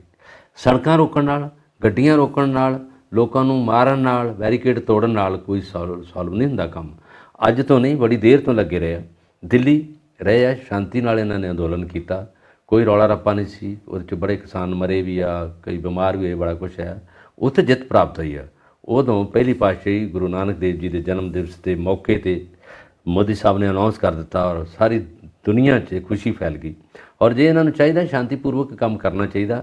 ਮੋਹਾਲੀ, ਚੰਡੀਗੜ੍ਹ ਦੇ ਵਿੱਚ ਵੀ ਇਹਨਾਂ ਨੇ ਰਾਹ ਰੋਕੇ ਸੀ ਉੱਥੇ, ਔਰ ਵਿਧਾਨ ਸਭਾ ਤੱਕ ਵੀ ਇਹਨਾਂ ਨੇ ਭਾਜਣਾ ਪਾਤੀਆਂ ਸੀਗੀਆਂ, ਸੈਕਟਰੀਏਟ ਤੱਕ ਭਾਜਣਾ ਪਾਤੀਆਂ ਸੀਗੀਆਂ। ਪਰ ਜਿੱਥੇ ਅਸੀਂ ਕਹਿੰਦੇ ਹਾਂ ਤਸ਼ੱਦਦ ਹੋ ਰਿਹਾ, ਲੋਕ ਮਰ ਰਹੇ ਆ, ਥਾਣਿਆਂ ਦਾ ਘਿਰਾਓ ਹੋ ਰਿਹਾ, ਸਕੂਲਾਂ 'ਚ ਮਾਰ ਤਾੜ ਹੋ ਗਈ ਆ। ਅਸੀਂ ਅਮਰੀਕਾ ਦੀ ਗੱਲ ਤਾਂ ਕਰਦੇ ਹਾਂ, ਪੰਜਾਬ ਦੇ ਵਿੱਚ ਵੀ ਜੇ ਝਾਤੀ ਮਾਰੀਏ ਤਾਂ ਇੱਥੇ ਵੀ ਕੋਈ ਗੱਲ ਜਿਹੜੀ ਆ ਕੋਈ ਚੰਗੀ ਸੁਚੱਜੇ ਤਰੀਕੇ ਨਾਲ ਨਹੀਂ ਹੋ ਰਹੀ। ਚਾਹੇ ਸਰਕਾਰ ਕੋਈ ਵੀ ਆਏ, ਆਪ ਸਰਕਾਰ ਵੀ ਇੱਥੇ ਬੈਠੀ ਆ। ਪਹਿਲੀਆਂ ਸਰਕਾਰਾਂ ਵੇਲੇ ਵੀ ਡਾਂਗ ਛੋਟਾ ਹੁੰਦਾ ਰਿਹਾ, ਹੁਣ ਹੋਰ ਜ਼ਿਆਦਾ ਹੋ ਗਿਆ, ਉੱਬਲਦਾ ਪਿਆ ਮਾਹੌਲ, ਫਿਰ ਪੂਰਾ ਉੱਬਲਦਾ ਪਿਆ। ਅਸਲ 'ਚ ਪੰਜਾਬੀਆਂ ਦੇ ਖੂਨ ਵਿੱਚ ਜਿਹੜੀ ਹੈਗੀ ਹੈ ਲੜਾਈ ਵੀ ਹੈਗੀ ਹੈ, ਰਗਾਂ 'ਚ ਖੂਨ ਦੇ ਵਿੱਚ ਜਿਹੜੀ ਇਹਨਾਂ ਦੇ ਉਬਾਲ ਹੈ ਉਹ ਵੱਖਰੀ ਤਰ੍ਹਾਂ ਦਾ। ਇਸ ਕਰਕੇ ਹੈਗਾ ਕਿ ਹਮਲਾਵਰ ਤਾਂ ਇੱਥੋਂ ਆਉਂਦੇ ਆ, ਨਾਦਰ ਆਇਆ, ਅਬਦਾਲੀ ਆਇਆ, ਗਜ਼ਨੀ ਆਇਆ, ਹੈ ਨਾ, ਅੰਗਰੇਜ਼ ਆਏ, ਇਹ ਲੜਦੇ ਹੀ ਰਹੇ ਸਾਰੀ ਉਮਰ। ਹੁਣ ਵੀ ਇਹਨਾਂ ਦੇ ਵਿੱਚ ਇਹ ਵੀ ਆ ਵੀ ਸ਼ਾਂਤੀ ਨਾਲ ਨਾ ਬਹਿ ਜਾਈਏ। ਜੇ ਹੁਣ ਸ਼ਾਂਤੀ ਨਾਲ ਬੈਠੇ ਨੇ ਕਿਸਾਨ, ਜੇ ਕੱਲ੍ਹ ਕਲੋਤਰ ਨੂੰ ਜੋ ਵੀ ਹੈ ਜ਼ਮੀਨ ਦੇ ਮਾਲਕ ਤਾਂ ਹੈਗੇ ਆ ਨਾ, ਰੋਟੀ ਤਾਂ ਮਿਲੂਗੀ ਨਾ, ਛੱਤ ਥੱਲੇ ਤੇ ਬੈਠੇ ਹੀ ਆ ਨਾ, ਸਾਰਾ ਕੁਛ ਹੈਗਾ। ਤੇ ਸ਼ਾਂਤੀ ਦੇ ਤਰੀਕੇ ਨਾਲ ਸਰਕਾਰ ਕੋਲ ਮੰਗ ਲੈਣ। ਮੰਗਾਂ ਤਾਂ ਇਹਨਾਂ ਦੀਆਂ ਨਿੱਜੀ ਨੇ, ਮੰਗਾਂ ਇਹਨਾਂ ਦੀਆਂ ਜਿਹੜੀਆਂ ਸਹੂਲਤਾਂ ਨੇ ਇਹ ਹੈਗੀਆਂ ਤਾਂ ਠੀਕ ਹੈਗੀਆਂ, ਕਿਉਂਕਿ ਇਹ ਆਪ ਕਮਾ ਕੇ ਦੇ ਰਿਹਾ ਕਿਸਾਨ ਸਾਰੀ ਹਿੰਦੁਸਤਾਨ ਨੂੰ, ਸਾਰੇ ਹਿੰਦੁਸਤਾਨ ਨੂੰ ਰੋਟੀ ਖਵਾਉਣ ਵਾਲਾ ਇਕੱਲਾ ਕਿਸਾਨ ਹੀ ਹੈਗਾ। ਬਾਕੀ ਤਾਂ ਲੋਕ ਬਹਿ ਕੇ ਡਰਾਇੰਗ ਰੂਮਾਂ 'ਚ ਗੱਲਾਂ ਹੀ ਕਰਨ ਵਾਲੇ ਹੈਗੇ ਆ। ਸੱਪਾਂ ਦੀਆਂ ਸਿਰੀਆਂ 'ਤੇ ਖੇਡਣ ਵਾਲਾ ਕਿਸਾਨ ਹੀ ਹੈਗਾ। ਔਰ ਇਹ ਜੇ ਕਿਸਾਨ ਨੂੰ ਇੰਨਾ ਨਹੀਂ ਕੰਮ ਦਿੱਤਾ ਜਾਂਦਾ, ਪਰ ਕਿਸਾਨ ਨੂੰ ਵੀ ਚਾਹੀਦਾ ਹੈਗਾ। ਔਰ ਜਿਹੜੇ ਇਹਨਾਂ ਦੇ ਅਹੁਦੇਦਾਰ ਲੋਕ ਨੇ, ਆਗੂ ਨੇ, ਉਹਨਾਂ ਨੂੰ ਚਾਹੀਦਾ ਕਿ ਆਮ ਲੋਕਾਂ ਨੂੰ, ਜਨਤਾ ਦੇ ਕੰਮ ਵਿੱਚ ਵਿਘਨ ਨਾ ਪਾਇਆ ਜਾਵੇ। ਜੇ ਟ੍ਰੇਨ ਰੁਕ ਜਾਂਦੀ ਆ, ਸਰਕਾਰ ਨੂੰ ਤਾਂ ਚੱਲਣੀ, ਟਿਕਟ ਨਹੀਂ ਮਿਲੂਗੀ, ਸਾਰਾ ਕੁਛ ਹੈਗਾ, ਪੈਸਾ ਨਹੀਂ। ਪਰ ਬੰਦੇ ਜਿਹੜੇ ਯਾਤਰੂ ਜਾ ਰਹੇ ਆ ਖੰਨਾ ਜੀ, ਉਹ ਕਿਸੇ ਕੰਮ ਹੀ ਜਾ ਰਹੇ ਆ। ਉਹ ਇਹ ਨਹੀਂ ਜਾ ਰਹੇ ਵੀ ਕੋਈ ਟੂਰਿਸਟ ਬੱਸ 'ਤੇ ਬਹਿ ਕੇ ਘੁੰਮਣ ਜਾ ਰਹੇ ਆ। ਉਹ ਕੰਮ ਕਰਨ ਲਈ ਜਾ ਰਹੇ ਆ, ਆਪਣੇ ਪਰਿਵਾਰ ਦਾ, ਆਪਣੇ ਬੱਚਿਆਂ ਦਾ, ਆਪਣੀ ਮਾਂ ਦਾ, ਪਿਓ ਦਾ, ਉਹਨਾਂ ਦਾ ਕੰਮ ਕਰਨ ਜਾ ਰਹੇ। ਉਹ ਵੀ ਜਾ ਰਹੇ ਨੇ ਨਾਲ। ਜਦੋਂ ਰੇਲ ਗੱਡੀਆਂ ਰੁਕ ਗਈਆਂ ਤਾਂ ਰੇਲਵੇ ਨੂੰ ਕਿੰਨਾ ਘਾਟਾ ਪੈਂਦਾ? ਉਹ ਤਾਂ ਘਾਟਾ ਹੈ। ਤੇ ਘਾਟਾ ਕਿੰਨਾ ਸਿਰ ਪੈਣਾ? ਟੈਕਸ ਸਾਡੇ ਸਿਰ ਤੇ, ਸਾਡੇ ਵਾਲ ਕਿੰਨਾਂ ਦੇ ਕੱਟੇ ਜਾਣੇ ਆ ਦੁਨੀਆ ਨੂੰ ਸਾਰੀ। ਇਹ ਇਤਰਾਜ਼ ਵਾਲ ਕੱਟੇ ਜਾਣੇ ਨੇ। ਇਹ ਮੈਨੂੰ ਵਾਲ ਕੱਟਣ ਤੋਂ ਯਾਦ ਆਇਆ ਕਿ ਟੈਕਸ ਨਾਲ ਭਾਰਤ ਸਰਕਾਰ ਬਾਕੀ ਦੇਸ਼ਾਂ ਨੂੰ ਇਹ ਕਹਿ ਰਹੀ ਹੈ ਕਿ ਤੁਸੀਂ ਕਰਜ਼ੇ ਦੇਵੋ, ਕਰਜ਼ੇ ਦੇਵੋ, ਪਰ ਕਰਜ਼ੇ ਜਦੋਂ ਵਾਪਸ ਲੈਣੇ ਨੇ, ਜਦੋਂ ਕਿਸ਼ਤਾਂ ਵਾਪਸ ਲੈਣੀਆਂ ਨੇ, ਉਦੋਂ ਹੇਅਰ ਕੱਟ ਲੈ ਲਵੋ। ਹੇਅਰ ਕੱਟ ਦਾ ਮਤਲਬ ਹੈ ਕਿ ਕੁਝ ਕਰਜ਼ਾ ਮਾਫ ਕਰ ਦਿਓ, ਕੁਝ ਕਿਸ਼ਤਾਂ ਮਾਫ ਕਰ ਦਿਓ, ਉਹਨੂੰ ਹੇਅਰ ਕੱਟ ਕਹਿੰਦੇ ਨੇ। ਜਿਹੜਾ ਤੁਸੀਂ ਕਹਿੰਦੇ ਹੋ ਵਾਲ ਕਟਵਾਣੇ, ਉਹੀ ਪੰਜਾਬੀ ਉਹਦੇ ਵਾਲ ਕੱਟਣੇ ਹੋ ਗਏ। ਚਲੋ ਆਪਾਂ ਅੱਗੇ ਵਧੀਏ। ਅੰਗਰੇਜ਼ਾਂ ਦੀ ਗੱਲ ਹੋ ਗਈ। ਨਵੇਂ ਦੇਖੋ ਕਿਆ ਕਿਆ ਸ਼ਬਦ ਲੈ ਕੇ ਆਉਂਦੇ ਨੇ। ਹੇਅਰ ਕੱਟ ਸਾਡੀ ਸਰਕਾਰਾਂ ਪਹਿਲਾਂ ਨਾ ਜਿਹੜੀਆਂ ਨਾ ਅੰਗਰੇਜ਼ੀ ਨਾਲ ਹੀ ਗੱਲ ਕਰਦੀਆਂ, ਜਿਹੜੀ ਆਪਣੀਆਂ ਨਾ, ਫਿਰ ਆਉਂਦੇ ਫਿਰ ਹਿੰਦੀ 'ਚ ਹੁੰਦੀ ਗੱਲ। ਜਦੋਂ ਗੱਲ ਬਿਲਕੁਲ ਘਸ ਪਿੜ ਜਾਂਦੀ, ਫਿਰ ਇੱਥੇ ਆ ਜਾਂਦੀ ਪੰਜਾਬੀ 'ਚ। ਸਿਰ ਮੁਨਾ ਲਓ, ਫਿਰ ਸਿਰ ਮੁਨਾ ਲਓ। ਆਂਦਾ ਕੀ ਗੱਲ, ਸਿਰ ਮੁੰਨਿਆ ਗਿਆ ਤੇਰਾ? ਆਪਣੇ ਤੈਨੂੰ ਘਾਟਾ ਪੈ ਗਿਆ, ਤੇਰੇ ਨਾਲ ਠੱਗੀ ਹੋ ਗਈ। ਆਓ ਆ, ਨਾਲੇ ਸਿਰ ਮੁਨਾਇਆ, ਨਾਲ ਹੀ ਮੀਂਹ ਪੈ ਗਿਆ, ਔਲੇ ਵੀ ਪੈ ਗਏ। ਬਸ ਫਿਰ ਉਹ ਗੰਜ ਤੇ ਜਦੋਂ ਪਏ ਤਾਂ ਫਿਰ ਸਵਾਦ ਆ ਗਿਆ। ਹਾਂ ਚਲੋ ਆਪਾਂ ਅੱਗੇ ਵਧੀਏ। ਲਓ ਜੀ, ਹੁਣ ਨਵਾਂ ਕੰਮ ਜੀ, ਰਿਸ਼ਵਤ ਕੇਸ। ਜ਼ਰੂਰ। ਮੈਂ ਕਿਹਾ ਇਹ ਕੰਮ ਕਿਉਂ ਰਹਿ ਜਾਵੇ, ਬਾਕੀ ਤੁਸੀਂ ਕਰ ਲਿਆ, ਡਿਸਕਸ ਕਰ ਹੀ ਲਈਏ। ਰੋਕਤੀਆਂ ਤੁਸੀਂ ਜਾ ਕੇ, ਕਿਸਾਨਾਂ ਦੇ ਵਿੱਚ ਸੰਘਰਸ਼ ਦੀ ਗੱਲ ਵੀ ਕਰਤੀ, ਪੰਜਾਬ 'ਚ ਤਸ਼ੱਦਦ ਦੀ ਗੱਲ ਵੀ ਕਰਤੀ, ਥਾਣਿਆਂ ਦਾ ਘਿਰਾਓ ਵੀ ਕਰ ਦਿੱਤਾ, ਬੰਬਾਰਮੈਂਟ ਵੀ ਦਿੱਤੀ ਅਮਰੀਕਾ ਦੀ। ਹੁਣ ਤੁਸੀਂ ਰਿਸ਼ਵਤ ਤੇ ਰਹਿ ਗਏ। ਇਹ ਰਹਿ ਗਿਆ ਸੀਗਾ ਜੀ। ਨਹੀਂ, ਅੱਗੇ ਹੋਰ ਵੀ ਮਸਾਲਾ ਹੈਗਾ, ਆਪਾਂ ਉਹ ਵੀ ਗੱਲ ਕਰਾਂਗੇ। ਰਿਸ਼ਵਤ ਕੇਸ ਵਿੱਚ ਨਾਮਜ਼ਦ ਬਠਿੰਡਾ ਵਿਧਾਇਕ ਅਮਿਤ ਰਤਨ ਗ੍ਰਿਫਤਾਰ ਤੇ ਜੁਡੀਸ਼ੀਅਲ ਰਿਮਾਂਡ ਤੇ ਭੇਜ ਦਿੱਤਾ ਗਿਆ ਉਹਨਾਂ ਨੂੰ। ਇਹਨਾਂ ਨੂੰ 10 ਦਿਨ ਦਾ ਜੁਡੀਸ਼ੀਅਲ ਰਿਮਾਂਡ ਦਿੱਤਾ, ਪਰ ਇਹ ਤੋਂ ਪਹਿਲਾਂ ਜਿਹੜਾ ਉਹ ਕੁਲਵੰਤ ਸਿੰਘ ਸੀਗਾ SSP, ਉਹਨੂੰ ਪੁੱਛਿਆ ਗਿਆ ਕਿ ਤੁਸੀਂ ਉਦੋਂ ਕਿਉਂ ਨਹੀਂ ਫੌਰੀ ਤੌਰ ਤੇ ਫੜਿਆ? ਉੱਥੇ ਬੈਠਾ ਸੀਗਾ ਜਦੋਂ ਪੈਸੇ ਦਿੱਤੇ ਆ, ਤੇ ਉਹ ਪੈਸੇ ਜਿਹੜੇ ਦੇ PA ਦੇ ਰਾਹੀਂ ਚਲੇ ਗਏ ਆ, ਉਹ ਜਦੋਂ ਪੈਸੇ ਰੇਸ਼ਮ ਗਰਗ ਦੇ ਰਾਹੀਂ ਪੈਸੇ ਗਏ ਆ, ਉਹ ਤੁਹਾਨੂੰ ਕਿਉਂ ਉਦੋਂ ਨਹੀਂ ਫੜਿਆ ਇਹਨੂੰ, ਵਿਧਾਇਕ ਨੂੰ, ਅਮਿਤ ਰਤਨ ਨੂੰ? ਉਹਨਾਂ ਕਿਹਾ ਕਿ ਅਸੀਂ ਸਬੂਤ ਇਕੱਠੇ ਕਰਦੇ ਸੀਗੇ, ਤੇ ਸਬੂਤ ਇਕੱਠੇ ਕਰਕੇ ਫਿਰ ਅਸੀਂ ਉਹਨੂੰ ਅਰੈਸਟ ਕਰਨਾ ਸੀ। ਵੀ ਭਲੇ ਉਹ ਮਾਨਸੋ ਸਬੂਤ ਇਕੱਠੇ ਹੋਣ ਜੋ ਕਰ ਰਹੇ ਸੀ, ਤੇ ਪਹਿਲਾਂ ਨਹੀਂ ਪਤਾ ਜਦੋਂ ਪੈਸੇ ਲੈ ਰਹੇ ਆ, ਗੱਲਬਾਤ ਹੋ ਰਹੀ ਆ, ਫੋਨ ਤੇ ਰਿਕਾਰਡ ਹੋ ਰਿਹਾ, ਸਾਰਾ ਕੁਝ ਹੋ ਰਿਹਾ। ਇਹ ਮੈਡਮ ਨੇ ਸਰਪੰਚ ਘੁੱਦਾ ਪਿੰਡ ਦੇ, ਔਰ ਉਸ ਪਿੰਡ ਤੋਂ ਨਾਲ ਜਿਹੜੇ ਉਹਨਾਂ ਦੇ ਹਸਬੈਂਡ ਨੇ, ਉਹਨਾਂ ਦੇ ਨਾਲ ਪ੍ਰਿਤਪਾਲ ਕੁਮਾਰ, ਉਹਨਾਂ ਨੇ ਕੇਸ ਲੜਿਆ ਜਾ ਕੇ। ਉਹਨਾਂ ਨੇ 25 ਲੱਖ ਰੁਪਈਆ ਸੈਂਕਸ਼ਨ ਹੋ ਗਿਆ ਸੀ ਉਹਨਾਂ ਦਾ, ਔਰ ਉਹਨੂੰ ਆਪਣੇ ਕੋਲ ਲੈਣ ਲਈ, ਸਹੂਲਤਾਂ ਦੇਣ ਲਈ ਆਪਣੇ ਪਿੰਡ ਦੇ ਲੋਕਾਂ ਨੂੰ ਉਹਨਾਂ ਨੇ ਪੈਸਾ ਲੈਣਾ ਚਾਹਿਆ, ਤੇ ਇਹਦੇ ਨਾਲ ਗੱਲ ਕੀਤੀ ਵਿਧਾਇਕ ਨਾਲ। ਵਿਧਾਇਕ ਨੇ ਕੀਤਾ ਵੀ ਕੁਝ ਨਾ ਕੁਝ % ਦੇਣਾ ਪੈਣਾ ਪੈਸਾ, ਅਫਸਰਾਂ ਨੂੰ ਉਹਨਾਂ ਨੂੰ ਦਿਓ ਤੇ ਸਾਰਾ ਕੁਝ ਕਰੋ। ਉਹ ਕਰਾ ਕੇ PA ਵਿੱਚ ਆ ਗਿਆ। PA ਉਹ ਇਹਨਾਂ ਨੇ ਮੰਨਿਆ ਨਹੀਂ ਕਿ ਮੇਰਾ PA ਨਹੀਂਗਾ, ਇਹ ਅਜੇ ਤੱਕ ਨਹੀਂ ਮੰਨਦੇ। ਜੁਡੀਸ਼ੀਅਲ ਰਿਮਾਂਡ 'ਚ ਹੁਣ ਪਤਾ ਲੱਗੂਗਾ। ਉਹਨਾਂ ਨੇ ਕਹਿਤਾ SSP ਨੇ ਕਿ ਅਸੀਂ ਇਹਨਾਂ ਨੂੰ ਰੂਬਰੂ ਬਿਠਾ ਕੇ ਫਿਰ ਪਤਾ ਕਰਨਾ। ਉਹ ਜਿਹੜਾ PA ਆ, ਤੇ ਉਹਨੂੰ ਪੁੱਛਣਾ ਵੀ ਤੂੰ PA ਦਾ ਹੈਗਾ ਜਾਂ ਨਹੀਂ ਹੈਗਾ, ਜਾਂ ਉਹਨੂੰ ਮਨਾਇਆ ਜਾਵੇ। ਪਰ ਉਦੋਂ ਬਾਅਦ ਇਹ ਵੇਖੋ 25 ਲੱਖ ਦੇ ਵਿੱਚੋਂ 5 ਲੱਖ ਦਾ ਲੈਣਾ ਦੇਣਾ ਹੋ ਗਿਆ ਸੀਗਾ, ਔਰ 4 ਲੱਖ ਦਿੱਤਾ, ਰੰਗੇ ਹੱਥੀ ਫੜਿਆ ਗਿਆ। ਔਰ ਉਦੋਂ ਬਾਅਦ ਉਹ ਤਾਂ ਇਮੀਡੀਏਟਲੀ ਅਰੈਸਟ ਕਰ ਲਿਆ। ਜੁਡੀਸ਼ੀਅਲ ਰਿਮਾਂਡ 'ਤੇ ਵੀ ਹੈਗਾ ਰੇਸ਼ਮ ਗਰਗ ਜਿਹੜਾ, ਤੇ ਜਿਹੜਾ PA ਸੀਗਾ, ਤੇ ਇਹ ਹੁਣ ਫੜੇ ਗਏ ਉਦੋਂ ਬਾਅਦ। ਔਰ ਇਹਦੋਂ ਪਹਿਲਾਂ ਦੇਖ ਲਓ ਸਰਾਰੀ ਜੀ, ਫੌਜਾ ਸਿੰਘ ਸਰਾਰੀ, ਉਹਨਾਂ ਦਾ ਹੋਇਆ ਕੇਸ, ਜੇ ਸਿੰਗਲਾ ਜੀ ਦਾ ਹੋਇਆ, ਉਹਨਾਂ ਦਾ ਵੀ ਕੇਸ ਹੋਇਆ। ਧਰਮਸੋਤ ਤਾਂ ਦੂਜੀ ਪਾਰਟੀ ਆ ਗਈ, ਦੂਜੀ ਪਾਰਟੀ ਹੈ, ਪਰ ਆਪਦੇ ਤੋਂ 3 ਬੰਦੇ ਅੱਗੇ ਫੜੇ ਗਏ। ਔਰ ਇਹ ਵੀ ਇਹਨਾਂ ਦੇ ਵੀ ਲਾਈਨ ਲੱਗਦੀ ਆ। ਇਹ ਦੂਜੀਆਂ ਪਾਰਟੀਆਂ ਨੂੰ ਤਾਂ ਫੜਦੇ ਰਹੇ ਆ ਕਿ ਉਹਨਾਂ ਦੇ ਆਹ ਕੀਤਾ, ਉਹਨਾਂ ਨੇ ਰਿਸ਼ਵਤਾਂ ਖਾਧੀਆਂ, ਉਹਨਾਂ ਨੇ ਪੈਸਾ ਖਾਧਾ, ਪਾ ਲਾ ਕੇ ਵੀ ਉਸੇ ਹੀ ਰਸਤੇ ਤੇ ਤੁਰ ਪਿਆ। ਰਾਜਾ ਵੜਿੰਗ ਤਾਂ ਕਹਿੰਦੇ ਨੇ ਨਾ, ਜੇ ਤੁਸੀਂ ਸਾਡੇ ਬੰਦੇ ਫੜੋਗੇ ਨਾ, ਕਿਉਂਕਿ ਤੁਹਾਡੀ ਸਰਕਾਰ ਜਦੋਂ ਸਾਡੀ ਆ ਗਈ ਅਸੀਂ ਤੁਹਾਡੇ ਬੰਦੇ ਫੜਾਂਗੇ। ਆਹੋ ਤਾਂ ਹੈ ਹੀ, ਕੰਮ ਤਾਂ ਕੋਈ ਕਰਨਾ ਨਹੀਂ, ਫੜੋ। ਇਹ ਰਾਜਾ ਵੜਿੰਗ ਹੀ ਕਹਿ ਰਹੇ ਸੀ ਇੱਕ ਵਾਰੀ, ਹਾਂ ਇਹਨਾਂ ਹੀ ਕਿਹਾ ਹੈ, ਉਹਨਾਂ ਵੱਲੋਂ ਸਟੇਟਮੈਂਟ ਆਈ ਸੀ। ਇਹਨਾਂ ਨੇ ਬੰਦੇ ਫੜ ਕੇ ਹੀ ਅੰਦਰ ਦੇਣੇ ਆ, ਇਹਨਾਂ ਕੰਮ ਤਾਂ ਕੋਈ ਕਰਨਾ ਨਹੀਂ ਨਾ, ਲੋਕਾਂ ਨੂੰ ਵੇਖਣਾ ਵੀ ਲੋਕ ਕੀ ਚਾਹੁੰਦੇ ਆ, ਹੈ ਨਾ। ਸੋ ਬਸ ਇਹੀ ਚੱਲੀ ਜਾਂਦਾ। ਲੜਾਈ ਕਾਹਦੀ ਹੈ? ਪੈਸੇ ਦੀ। ਪੈਸਾ ਲਿਆਉਣਾ, ਉਹ ਆਂਦੇ ਸਾਡੀ ਜੇਬ ਚੱਲ ਜਾਏ, ਸਾਡੀ ਜੇਬ ਚੱਲ ਜਾਏ। ਇਹ ਗੱਲ ਹੈ। ਪਾਰਟੀ ਕੋਈ ਹੋਵੇ, MLA ਕੋਈ ਹੋਵੇ, ਮੰਤਰੀ ਕੋਈ ਵੀ ਹੋਵੇ, ਤੇ SHO ਕੋਈ ਹੋਵੇ, ਤੇ SSP ਕੋਈ ਹੋਵੇ, ਲੜਾਈ ਪੈਸੇ ਦੀ ਭੁੱਖ ਪਈ ਹੋਈ ਹੈ, ਬਸ ਆਹੀ ਕੁਛ ਹੈ। ਔਰ ਉਸ ਕਰਕੇ ਸਟੇਟ ਦਾ ਹਾਲ ਦੇਖੋ ਕੀ ਹੋਇਆ ਹੋਇਆ। ਜਿਨ੍ਹਾਂ ਦੇ ਉੱਤੇ ਭਰੋਸਾ ਕਰਦੇ ਆ, ਉਹ ਅੱਗੋਂ ਪੈਸੇ ਦੀ ਗੇਮ ਖੇਡਣਾ ਸ਼ੁਰੂ ਕਰ ਦਿੰਦੇ ਨੇ। ਔਰ ਉਸ ਖੇਲ ਦੇ ਵਿੱਚ ਆਮ ਜਨਤਾ, ਆਮ ਲੋਕ ਪਤਾ ਨਹੀਂ ਕਿੱਥੇ ਰੁੜ ਰਲ ਜਾਂਦੇ, ਉਹਨਾਂ ਵੱਲ ਕੋਈ ਧਿਆਨ ਹੀ ਨਹੀਂ ਹੈਗਾ। ਲੋਕ ਇੱਕ ਕੁਰਸੀ ਗੱਲਾਂ ਬਾਤਾਂ ਆਉਂਦੇ ਵੀ ਨਹੀਂਗੇ। ਉਹ ਲੋਕਾਂ ਦੇ ਕਰਨਾ ਤਾਂ ਕਰੋ, ਨਹੀਂ ਤਾਂ ਅਸੀਂ ਕਮਾਈ ਕਰ ਰਹੇ, ਕੰਮ ਕਰ ਰਹੇ ਹਾਂ। ਦੇਖੋ ਬਲਕਾਰ ਜੀ, ਇੱਕ ਕੁਰਸੀ ਮਿਲ ਗਈ ਨਾ, ਫਿਰ ਕੋਸ਼ਿਸ਼ ਸ਼ੁਰੂ ਹੋ ਜਾਏਗੀ ਉਸ ਤੋਂ ਵੱਡੀ ਕੁਰਸੀ ਤੇ ਕਿਵੇਂ ਪਹੁੰਚਣਾ। ਉਹ ਭਲਿਓ ਲੋਕੋ, ਕੰਮ ਕਦੋਂ ਕਰਨਾ ਤੁਸੀਂ? ਇਸੇ ਕੰਮ ਵਿੱਚ ਲੱਗੇ ਰਹੋਗੇ, ਫਿਰ ਉਸ ਤੋਂ ਵੱਡੀ ਕੁਰਸੀ, ਫਿਰ ਜਦੋਂ ਉਹ ਕੁਰਸੀ ਮਿਲ ਜੂ, ਫਿਰ ਇਸ ਕੁਰਸੀ ਦੇ ਉੱਤੇ ਜੰਮ ਕੇ ਕਿਵੇਂ ਬਹਿਣਾ, ਫਿਕਸ ਕਿਵੇਂ ਰਹਿਣਾ, ਇੱਥੋਂ ਕੋਈ ਉਠਾ ਨਾ ਦੇਵੇ। ਹੱਦ ਹੋ ਗਈ ਯਾਰ। ਕੈਨੇਡਾ, ਅਮਰੀਕਾ ਜਿੰਨੇ ਵੀ ਮਿਨਿਸਟਰ, ਜਿੰਨੇ ਵੀ ਹੈਗੇ ਮੁੱਖ ਮੰਤਰੀ ਸਟੇਟਾਂ ਦੇ, ਸਾਰਾ ਕੁਛ ਗਵਰਨਰ, ਉਹ ਕੁਰਸੀ ਵਾਲੇ ਪਾਸੇ ਆਉਂਦੇ ਨਹੀਂਗੇ। ਤੁਹਾਨੂੰ ਆਮ ਚੱਲਦੇ ਦੇਖਣੇ, ਕੋਈ ਸਿਕਿਉਰਿਟੀ ਨਹੀਂ, ਆਰਾਮ ਨਾਲ ਕੱਲਾ ਬੰਦਾ। ਜਦੋਂ ਤੁਸੀਂ ਕੰਮ ਕਰਦੇ ਹੋ, ਦਿਲੋਂ ਕੰਮ ਕਰਦੇ ਹੋ, ਹੈ ਨਾ, ਜੀ ਜਾਨ ਨਾਲ ਕੰਮ ਕਰਦੇ ਹੋ, ਜਨਤਾ ਤੁਹਾਨੂੰ ਆਪੇ ਕੁਰਸੀ ਤੇ ਬਿਠਾ ਕੇ ਰੱਖੇਗੀ। ਤੁਹਾਨੂੰ ਫਿਕਰ ਕਰਨ ਦੀ ਲੋੜ ਹੀ ਨਹੀਂ ਕੁਰਸੀ ਦੀ, ਤੁਸੀਂ ਕੰਮ ਦੀ ਫਿਕਰ ਕਰੋ। ਜਿਹੜਾ ਬੰਦਾ ਡਿਲੀਵਰੀ ਦੇਗਾ, ਕੰਮ ਕਰਕੇ ਦਿਖਾਏਗਾ, ਜਨਤਾ ਨੇ ਉਹਦਾ ਸਾਥ ਦੇਣਾ ਹੀ ਦੇਣਾ। ਬਿਲਕੁਲ, ਕੰਮ ਕਰਨਾ ਨਹੀਂ, ਜਿਹੜਾ ਕਰਨ ਵਾਲੀ ਗੱਲ ਹੈ ਉਹ ਤੁਸੀਂ ਕਰਨੀ ਨਹੀਂ ਹੈਗੀ। ਕੁਰਸੀ ਨੂੰ ਕਿੱਦਾਂ ਸੰਭੋਗੇ? ਫਿਰ ਪੁੱਠੇ ਸਿੱਧੇ ਰਸਤੇ ਅਪਣਾਓਗੇ ਨਾ ਕੁਰਸੀ ਤੇ ਫਿਕਸ ਰਹਿਣ ਵਾਸਤੇ, ਔਰ ਉਹਦੇ ਵਿੱਚ ਸਟੇਟ ਦਾ ਨੁਕਸਾਨ, ਲੋਕਾਂ ਦਾ ਨੁਕਸਾਨ, ਸਾਰੇ ਪਾਸੇ। ਹੁਣ ਦੱਸੋ ਅੱਗੇ ਤੁਰਦੇ ਆਪਾਂ ਜੀ। ਇੱਕ ਹੋਰ ਮਸਲਾ, ਜਿਹੜੇ ਪੰਜਾਬ ਦੇ ਰਾਜਪਾਲ ਨੇ ਪੁਰੋਹਿਤ ਜੀ, ਉਹਨਾਂ ਵੱਲੋਂ ਬਜਟ ਸੈਸ਼ਨ ਦੀ ਪ੍ਰਵਾਨਗੀ ਦੇਣ ਤੋਂ ਕੋਰੀ ਨਾ ਕਰ ਦਿੱਤੀ ਗਈ ਹੈ। ਵੈਸੇ ਜੇ ਗੱਲ ਕੀਤਾ ਜਾਵੇ, ਤੁਸੀਂ ਬੜਾ ਕਰੋੜ ਕੇ ਕਿਹਾ, ਕੋਰੀ ਨਾ ਕਰ ਦਿੱਤੀ। ਕੋਰੀ ਅੰਡਰਲਾਈਨ ਕਰ ਦਿੰਦੇ ਆਪਾਂ, ਕਿੱਟੀ ਨਾ ਕਰ ਕੋਰੀ ਦਿੱਤੀ। ਨਾ, ਪਰ ਇਹ ਇੱਕ ਮਸਲੇ ਤੇ ਨਹੀਂ ਕੀਤੀ। ਜਿਹੜੀਆਂ ਇਹਨਾਂ ਦੀ ਇਹ ਪ੍ਰਪੋਜ਼ਲ ਆਏ ਆ, ਉਹਦੇ ਤੇ ਗਵਰਨਰ ਸਾਹਿਬ ਨੇ, ਪੰਜਾਬ ਜਿਹੜੇ ਮੌਜੂਦਾ ਗਵਰਨਰ ਨੇ ਪ੍ਰੋਤ ਸਾਹਿਬ ਜੀ, ਉਹਨਾਂ ਨੇ ਸਾਰਿਆਂ ਤੇ ਕਾਂਟਾ ਲਾ ਕੇ ਭੇਜਿਆ। ਔਰ ਇਹ ਰਹਿ ਗਿਆ ਸੀ ਮੁੱਦਾ। ਇਹਦੇ ਵਿੱਚ ਇਹਨਾਂ ਨੇ ਹੁਣ 12 ਮਾਰਚ ਤੋਂ ਇਹਨਾਂ ਨੇ ਸ਼ੁਰੂ ਕਰਨਾ ਸੀਗਾ, ਜਿਹਦੇ ਵਿੱਚ ਬਜਟ ਸੀਗਾ ਸਾਰਾ। 31 ਮਾਰਚ ਤੱਕ ਤਾਂ ਕਲੋਜ਼ਿੰਗ ਡੇ ਹੁੰਦੀ ਸਾਰੀ ਬਜਟ ਦੀ। ਮਾਰਚ ਤੋਂ ਮਾਰਚ ਤੱਕ ਵਿੱਤੀ ਵਰ੍ਹਾ ਹੁੰਦਾ। ਉਹਦੇ ਵਿੱਚ ਇਹਨਾਂ ਨੇ ਕਿਹਾ ਸੀ ਕਿ ਜਿਹੜੀਆਂ ਸਹੂਲਤਾਂ ਦੇਣੀਆਂ ਨੇ, ਜਾਂ ਜਿਹੜਾ ਪੈਸਾ ਖਰਚ ਹੋ ਗਿਆ, ਉਹਦੇ ਵਿੱਚ ਵੱਡਾ ਬਜਟ ਵੀ ਪੇਸ਼ ਹੋਊਗਾ, ਅਤੇ ਸਾਰਾ ਖਰਚਾ ਪਾ ਲਾ ਕੇ ਕੀਤਾ ਜਾਊਗਾ ਪਤਾ। ਔਰ ਇਹਨਾਂ ਨੇ ਫੌਰੀ ਤੌਰ 'ਤੇ ਪਿਛਲੇ ਸਮਾਗਮ ਦੇ ਵਿੱਚ ਇਹਨਾਂ ਨੇ ਡੇਟ ਮੁਕਰਰ ਕਰ ਦਿੱਤੀ ਸੀ, ਉਹਦੀ ਫਾਈਨਲ ਅਪਰੂਵਲ ਲੈਣੀ ਸੀਗੀ। ਔਰ ਉਹਨਾਂ ਨੇ ਕਹਿਤਾ ਗਵਰਨਰ ਸਾਹਿਬ ਨੇ ਵੀ ਸੰਵਿਧਾਨ ਨੂੰ ਖਤਰਾ ਹੈਗਾ। ਪਹਿਲਾਂ ਮੇਰੇ ਜਿਹੜੇ ਲੈਟਰ ਲਿਖੇ ਆ ਜਾਂ ਮੈਂ ਕਿਹਾ ਉਹ ਸੀਐਮ ਸਾਹਿਬ ਕਿੱਥੇ ਨੇ, ਭਗਵੰਤ ਮਾਨ ਜੀ, ਉਹਨਾਂ ਦਾ ਜਵਾਬ ਦੇਣ। ਹੁਣ ਚਿੱਠੀਆਂ ਦਾ ਖਤੋ ਕਿਤਾਬ ਜਿਹੜੇ ਜਵਾਬ ਤੇ ਸਵਾਲ ਤੇ ਜਵਾਬ ਤੇ ਉਹ ਹੋ ਗਏ ਆ ਜਿਹੜੇ ਅਸੀਂ ਸਲੇਟਾਂ ਤੇ ਲਿਖ ਕੇ ਦੂਜੀ ਤੀਜੀ ਜਮਾਤ 'ਚ ਪੜ੍ਹ ਕੇ ਮੁੰਡੇ ਲੜਦੇ ਤੇ ਗੱਲਾਂ ਕਰਦੇ ਸੀ, ਉਹ ਗੱਲਾਂ ਹੋ ਗਈਆਂ ਇਹਨਾਂ ਦੀਆਂ।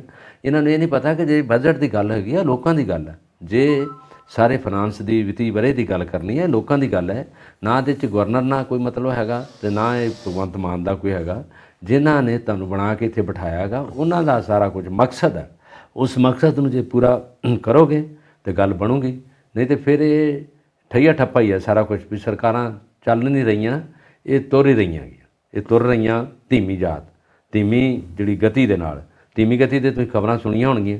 ਇੱਕ ਖਬਰ ਤੁਸੀਂ ਸੁਣਦੇ ਤਾਂ ਦੂਜੀ ਭੁੱਲ ਜਾਂਦੀ ਹੈ, ਤੀਜੀ ਸ਼ੁਰੂ ਕੀਤੀ ਤਾਂ ਚੌਥੀ ਭੁੱਲ ਜਾਂਦੀ ਹੈ। ਉਹ ਧੀਮੀ ਗਤੀ ਦੇ ਸਮਾਚਾਰ ਇਹ ਵੀ ਉਹੀ ਹੈਗੇ ਆ। ਇਹ ਚਾਹੁੰਦੇ ਨਹੀਂ ਗੇ ਕਿ ਸੂਬੇ ਦਾ ਕੋਈ ਖੁਸ਼ਹਾਲੀ ਹੋ ਜਾਵੇ, ਸੂਬੇ ਦੇ ਵਿੱਚ ਕੋਈ ਉਹ ਸਹੂਲਤਾਂ ਲੋਕਾਂ ਤੱਕ ਪਹੁੰਚ ਜਾਣ। ਹੁਣ ਆਹ ਜਿਹੜਾ ਰੋਕ ਲਾ ਲਈ ਆ, ਗਵਰਨਰ ਸਾਹਿਬ ਖੁਦ ਆਪ ਦਿੱਲੀ ਹੋ ਕੇ ਆਏ ਆ।